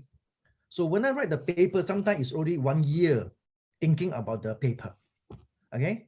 So after about a year of weekly report from the students, thinking about their project, thinking about their paper, thinking about the graphical abstract. So when I sit down, I have a certain thing that I want to do on the graphical abstract, okay? And I'm struggling with graphical abstract to tell the truth. I'm writing a few more papers right now, how to make sure that the graphical abstract is impactful. I have to admit that not a way to get a software, no. You have to read a lot of things inside your area. Some people, some area, they use a lot of very fancy graphical abstract. But when you come to organic chemistry, they prefer structure, graphical abstract, okay? They prefer structure with organic structure. They don't want to just see picture alone, okay? So it's a different thing, you know. Different areas have different way of doing graphical abstract too. I think you should know from your way of reading the paper, you should get some feeling of what type of graphical abstract roughly people use. Okay, and also the science is reflected in the graphical abstract. I don't think due to the due to the time constraint, we allow another questions. I think the third questions that we put in, and we still have some questions. Maybe later Prof. Law can look into it. The third question is, I know that the manuscript's evolution should not rely on the author's names, but sometimes I look at the names, take an impressions of the data accuracy. Is that correct? Is that okay? Look at the name to take an impression on the data is, so you're saying that by looking at the name of the authors, then you know that whether the data is accurate or not, is it? Yeah, we get comma Ali. We don't do that. I don't think we look at the name of the author and then say, oh, your data can be fake. You know, we have a very strong team in JOC, ACS. They check the data, very strong team. Okay, and you cannot. It's very difficult to run away from them. We have seen many cases that have manipulation of data. We have caught many cases. So I think it's very difficult. I think the author's name shouldn't be the case. You cannot say that this author, then the data is not accurate, whatever. I don't think you can say that. I think we have to give everybody a fair chance and then let the data team look at the data. Very difficult to run away from the data, the team right now. It's not like old days. Now with the computer system, with AI, everything right now is easy. I think, for example, if you do an NMR, if you have a spectrum, the NMR will go back to FID. And it cannot come back from FID to the spectrum. You know that people have touched the spectrum already. Very easy right now to check that, okay? And that's this type of software you can get from the web, okay? Yeah. Okay, thank you very much. Thank you. I think Prof. Lo have a few more questions to you into the chat box. Maybe you can respond to each of us, the person who asked, and I would like to pass it back to Elise. Okay, so I need to come out from here, right? Do I out of the screen sharing, right? Yeah, no more screen sharing. Okay, Thanks. yeah. Okay, thank you, Mandy. I will now introduce Dr. Nadira Zawani, R&D engineer of AMBU, who will share CAS SciFinder and at my own convenience, and how CAS SciFinder and contributes to the research and publishing process. Over to you. Thank you, Elise.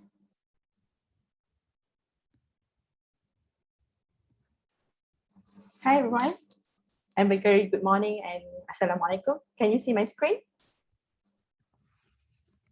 Yep. Okay. So today I would like to share my topic, which is, I could say, my experience. First and foremost, I will introduce a little bit about myself. I'm Nadira Espu, and I just finished my PhD last year, actually, at the end of last year. And I just started, not to say just started, I started my career as a R&D engineer at AMBU, a medical device company. And throughout my PhD journey, actually, I have become a part-time lecturer in a few private universities. And I also have been selected as a CAS Young Scientist on 2019. And actually what CAS Young Scientists do is that we reach out to the end user, the staff and the lecturer in the USM, and I give them like a hands-on experience on how to use SciFinder N. Okay, so get back to the SciFinder N, and I think both of the speakers before this has talked a lot about research, publication, and we can see the important thing in publication is actually information. So I will walk you through SciFinder N so you know how SciFinder N can help you to get as many information as you can. Okay, so actually our research start with a question. Okay, throughout the question, and when we try to answer the question, answering the question, we need a lot of information. We need to do a literature search. We need to find the topic of our research area, the hypothesis, and to prove our experiment. And after that, we will need to do our data analysis and report. The report can come out as a thesis, as a patent, or as a paper, and you can publish it. Okay, so throughout this journey that we can see all of these steps require a massive information search. So I would say that we will need to spend a lot of time searching for information that can either support our hypothesis or support our data analysis and support our finding before we can publish it to the journal, the prominent journal, okay? So this is where actually SciFinder N come handy.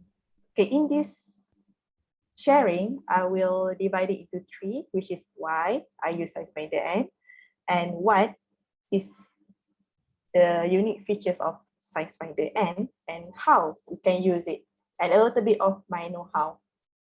Okay, so what is actually SciFinder N?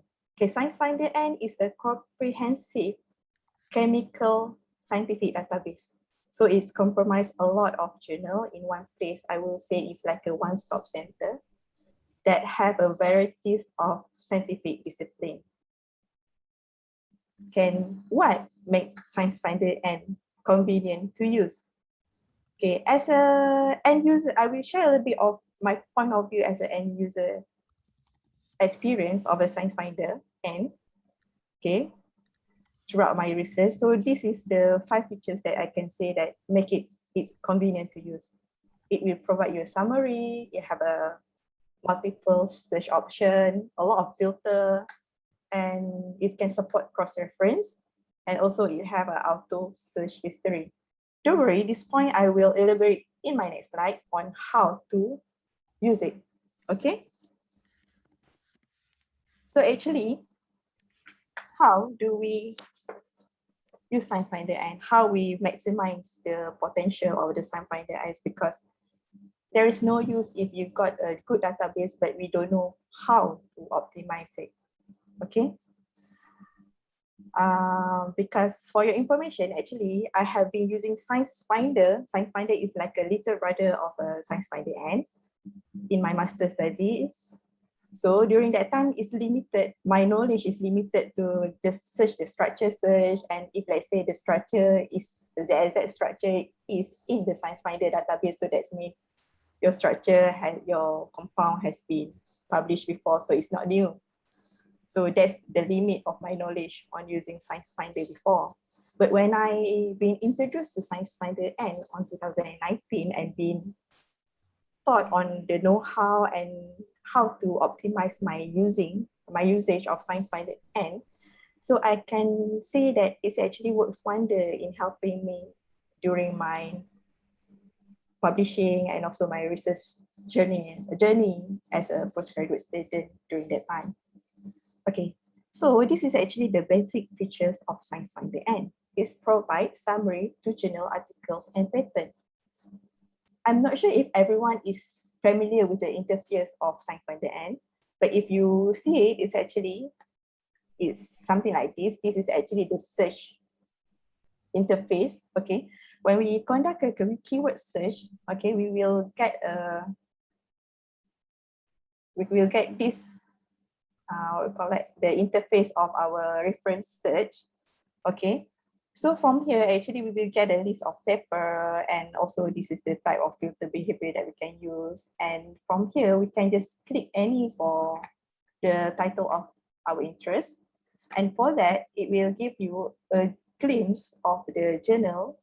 Okay, the information that is from the journal, so we can say that this is actually summarize the journal without we going to the full text. Okay, when we click it, we can see that we can have this very basic extract, and what I love the most about SciFinder is have the concept and the substance. Okay, this concept and substance will give it additional insight to research focus of the article beyond the title and abstract, because sometimes the concept is not being input in the title, because concept is kind of like someone reading the journal for us and then think, oh, it's actually this journal is about drug screening, but the drug screening is not really putting into words in our journal title. So this is like the first basic advantages or what makes SciFinder unique. Okay, And this is actually one of my favorite features of SciFinder, and it have a various research option. Okay, we can research our interest. Let's say we have a question. Okay, we can research it by reference, by substance. Okay, over here. Okay, so I will let you know it's actually because they have a various research option. We need to go down on how to search, because if we, let's say we have a good database and we don't really know what we can do about it, and just using keywords for all search, we won't get the good turn back or the good result from our search. So we cannot really optimize the usage of SciFinder. And so this is the first search strategies I'm going to introduce, which is the direct keyword search. So the direct keyword search is just a direct search. Okay. So for example, you got a question from your supervisor, Nadira, okay, I'm interested to do an anti-Alzheimer drug. Okay. So can you like screen from literature on the what kind of the compound that they use on the anti-Alzheimer drug? Okay. So given a very young and a very new to the field, okay, we are like wondering what are we going to synthesize to get a substance for anti-Alzheimer drug. So here I will say that you can conduct a search. For example, this is a QSAR study. So a qualitative structure and activity relationship of anti-Alzheimer drug, just type it, and we will get a series of information, okay, from the result. Okay, the good things about the SciFinder is that you can go back, you can just click any, like this box to see the substance, or to see the full, to go to the full text, or to see the citation. Okay, in this case, because my task is to see the substance, to check if there are any substance that works wonder for anti-Alzheimer drug. So maybe we can just click any journal substance, for example. Okay, this is the interface of what we could get. Okay.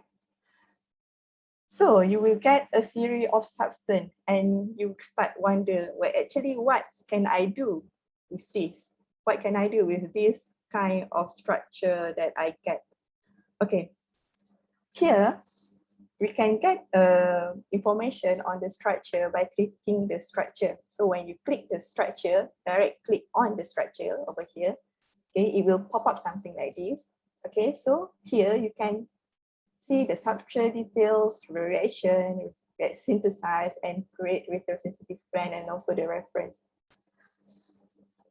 So from a lot of structure, maybe this structure is your interest, maybe I will try to see if benzoic acid will work well as an anti-Alzheimer, and it have a potential to be modified, okay, to provide a new compound. So for that, we can first create retrosynthetic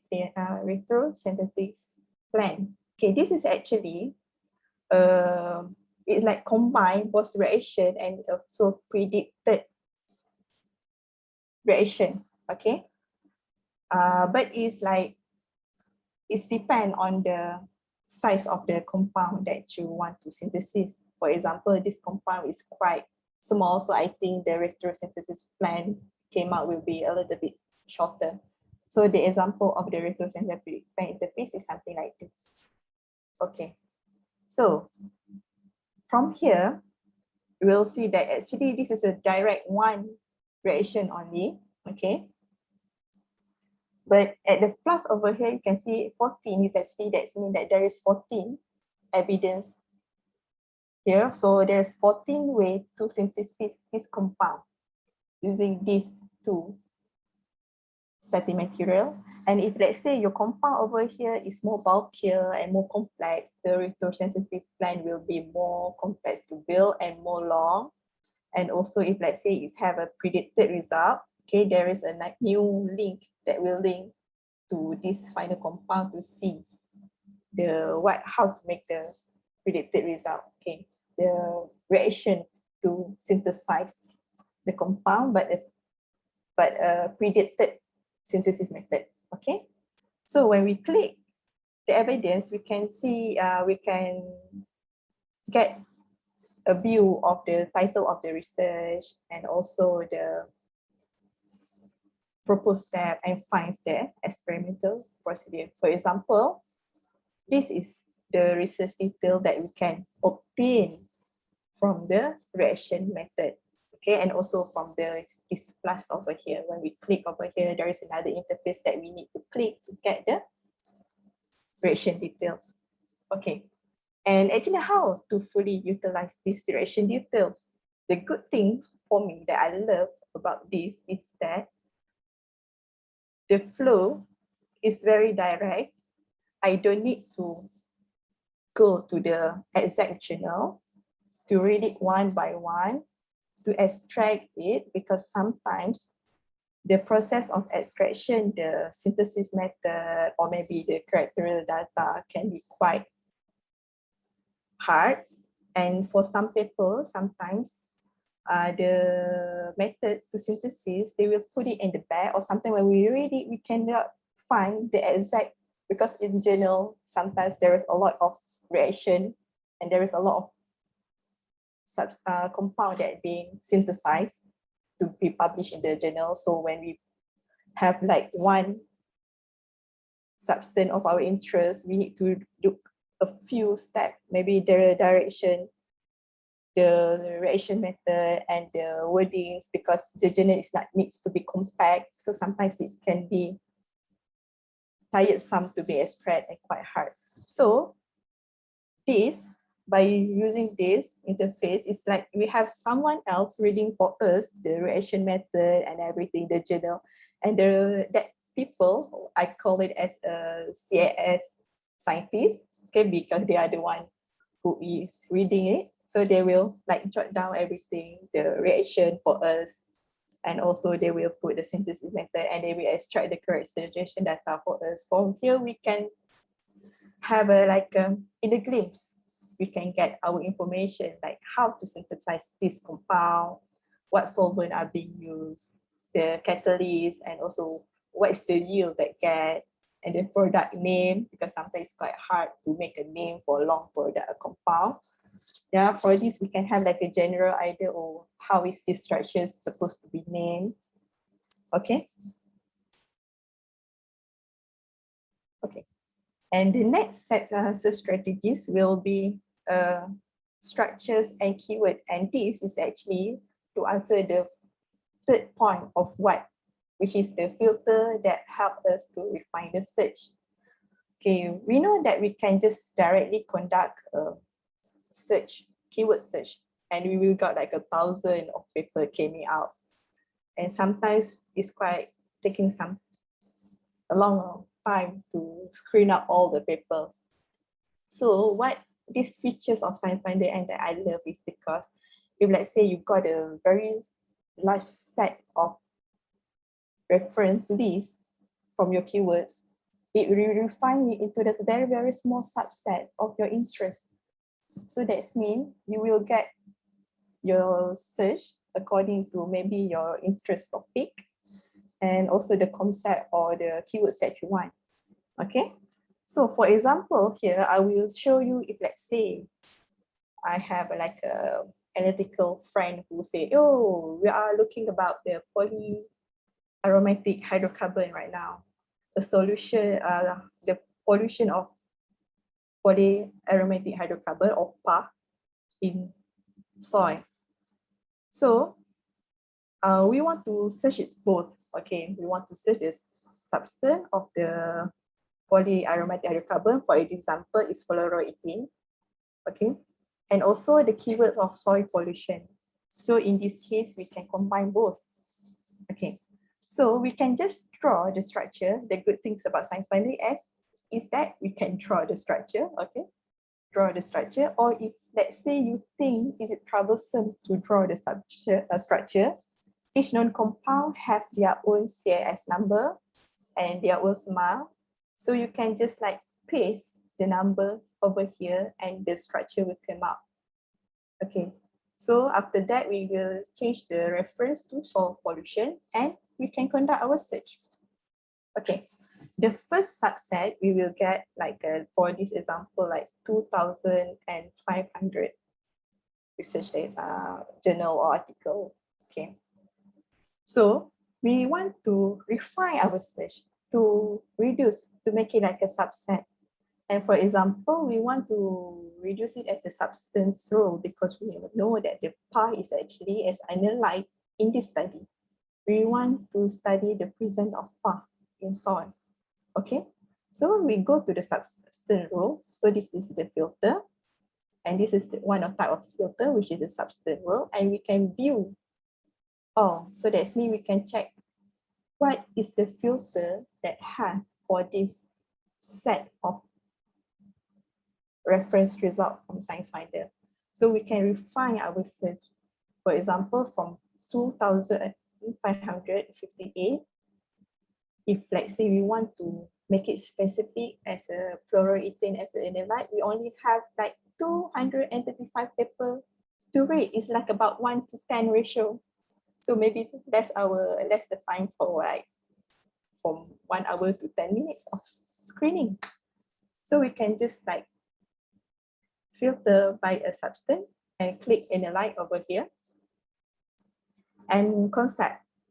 Here we can also have the concept, like I said before, the concept is, for example, in this case, we want to see the usage of gas chromatography, MS, in analysis the polarity. So we can just click on gas GC chromatogram over here.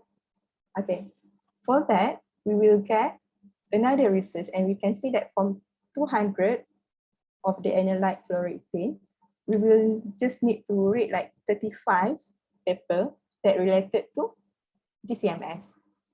And after that, okay, we can screen the reference list that we get, because for this I refine more using analytical method, which is the one of the SciFinder and features.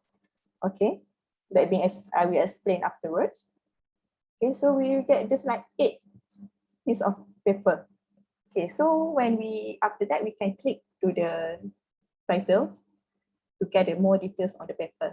Okay, this is the information given. Or actually, what is this information that is given? Okay, we got the title of our interest and we can see it's actually the concept doesn't mean that something that is written in the title. So in this case, the GC chromatography is not being included in the title. So we cannot directly say that if it's not in the title, so that means the paper is not about a GC. Yeah, so this is what SciFinder outcome can be, because it's someone else read it for you and GC chromatography is in the paper. So they will come up for you like this, so make it easier for you. And also the blue one is actually the keywords that we use in our previous search. So you can see that fluoroethane is being highlighted in blue, and also soil pollution is highlighted in blue. Okay, come to can you observe here the role over here? Yeah, the role is, you can see, is the role of the substance in the journal article that we are referring to. Okay, for example, this fluoroethane is an analyte in the journal and the type of pollution, and they are doing a analytical study for this fluoroethane. And actually, you can see that not most of the substance have their own, the role is the same, okay? Because over here is actually, the role is different for this compound. Okay, it's an analytical reagent. Okay, so this is about the substance. And what's about the analytical method that I mentioned before? Okay, analytical method is something is like unique to SciFinder. And is because it's actually, you can see there is a CAS method number over here, and you can actually click on it.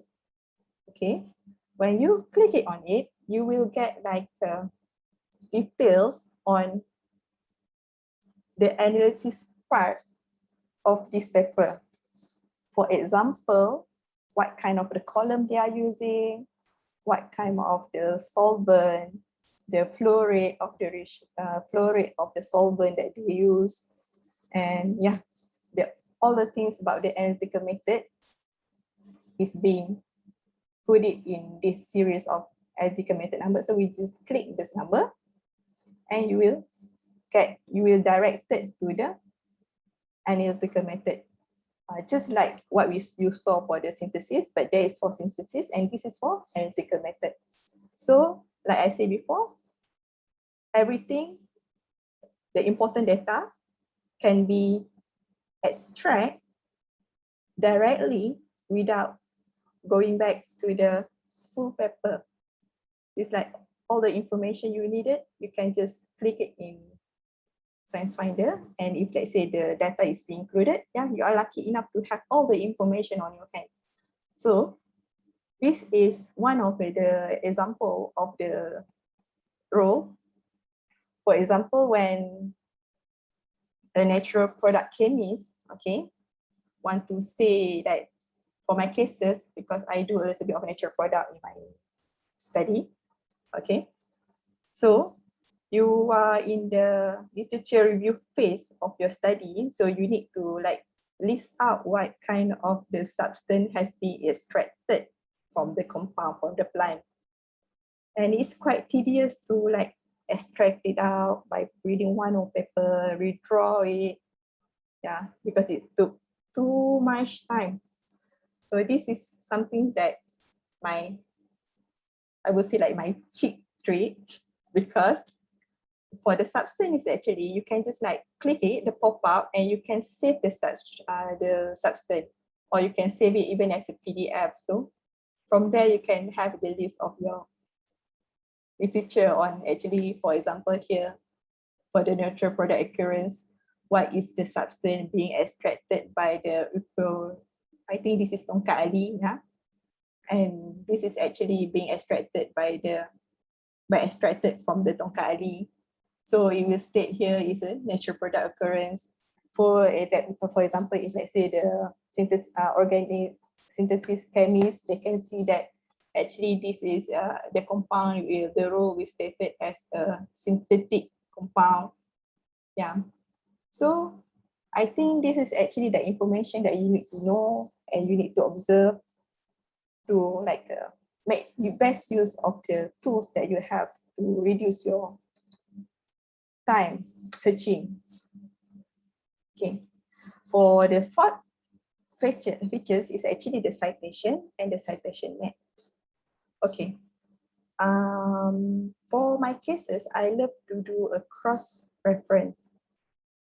And yeah, for me, this is like something that easier to do, because when you are doing a research, usually we have like a main paper that we are referring to, and what that paper has been referencing to, and what paper cite that paper can be seen here.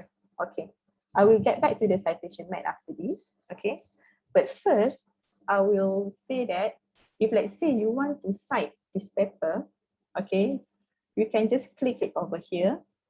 Okay, and actually it will export as a RIS or like this. For me, I will always export my paper, even though that I can have even with a full paper. Okay, I will export it as RIS and put it in my reference tools, because for there the information will be extracted more thoroughly and more concrete. Yeah. So this is how you export your reference from SciFinder, and this is actually on how you export this reference for your own review. for your own reference. For example, because SciFinder N is a database that you need to subscribe, and sometimes you are in the place which is limited access of the SciFinder and you cannot access it. And maybe during you are going to holiday or something, you are not in university, you cannot access it. There is no university. Well, yeah, you cannot access the SciFinder N.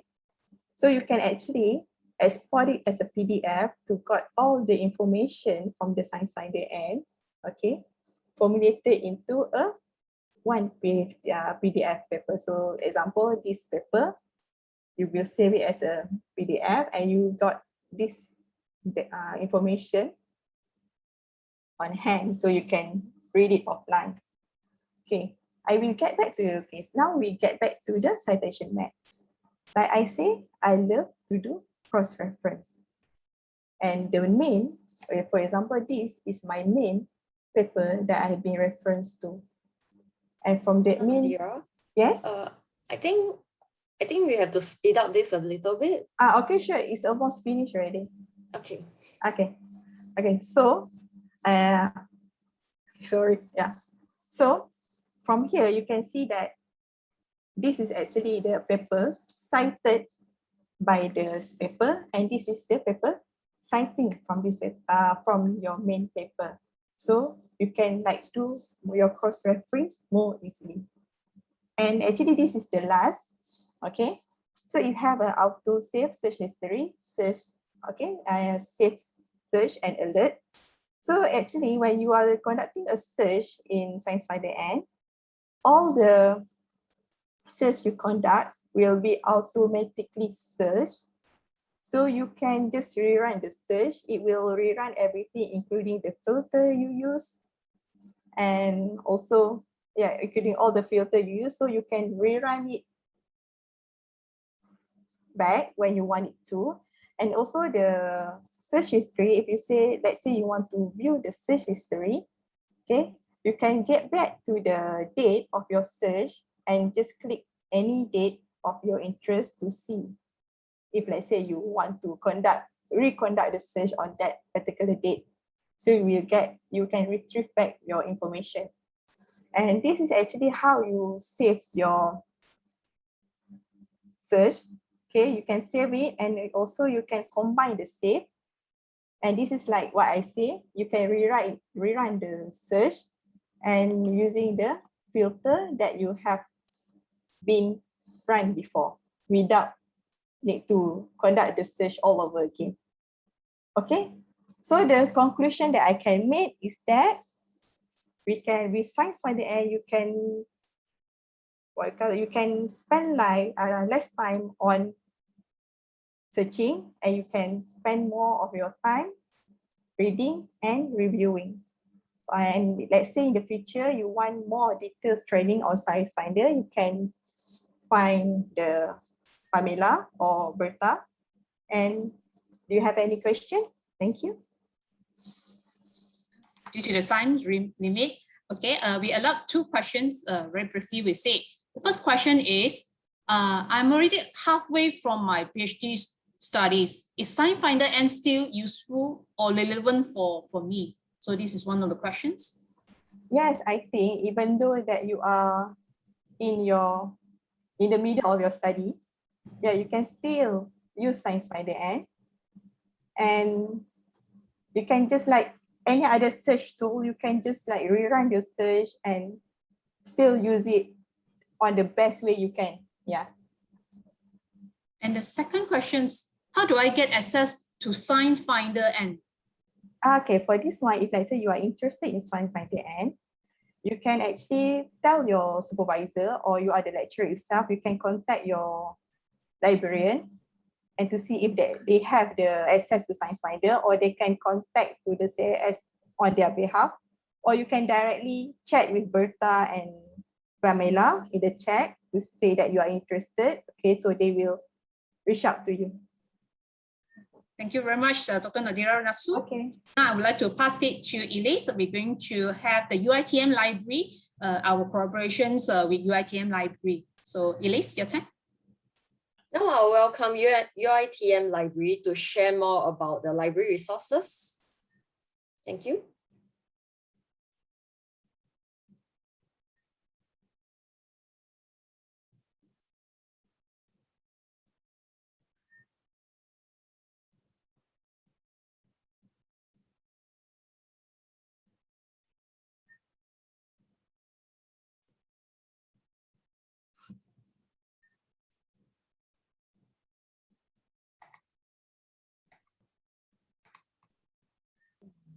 Can the video be turned on? Okay, give me a moment. So this round, we're waiting for my colleague Elise to start. And we'd like to thank you, the Uitm Library, joining us for this ACS on campus.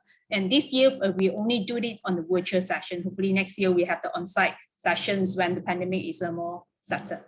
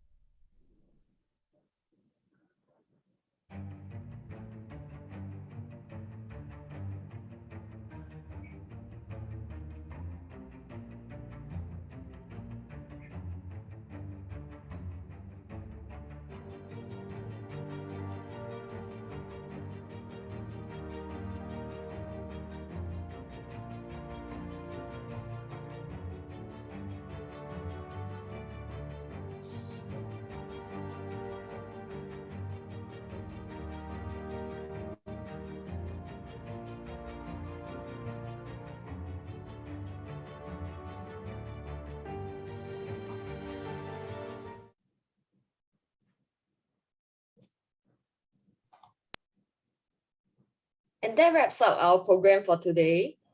And on behalf of all of us at ACS, thank you all for joining us today. And special thanks to the Uitm Library, especially Encik Zuber, Puan Asno, and Puan Mimi. And last but not least, everyone over here today. Please keep an eye out for an email coming soon with information on how to download your participation certificate and also a link to the resources shared today. We hope to see you again soon.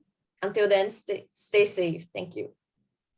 Thank you very much. Thank you everyone for joining today, the ACS on campus. I would like to thank for the speaker, Prof. Daltons and Prof. Law, and also Dr. Nadira. Thank you very much for joining us for these sessions, and we're looking forward for the next event that we're going to offer to you.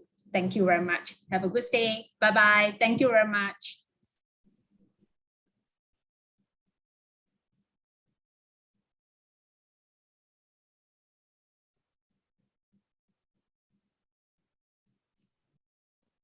Bye. Thank you.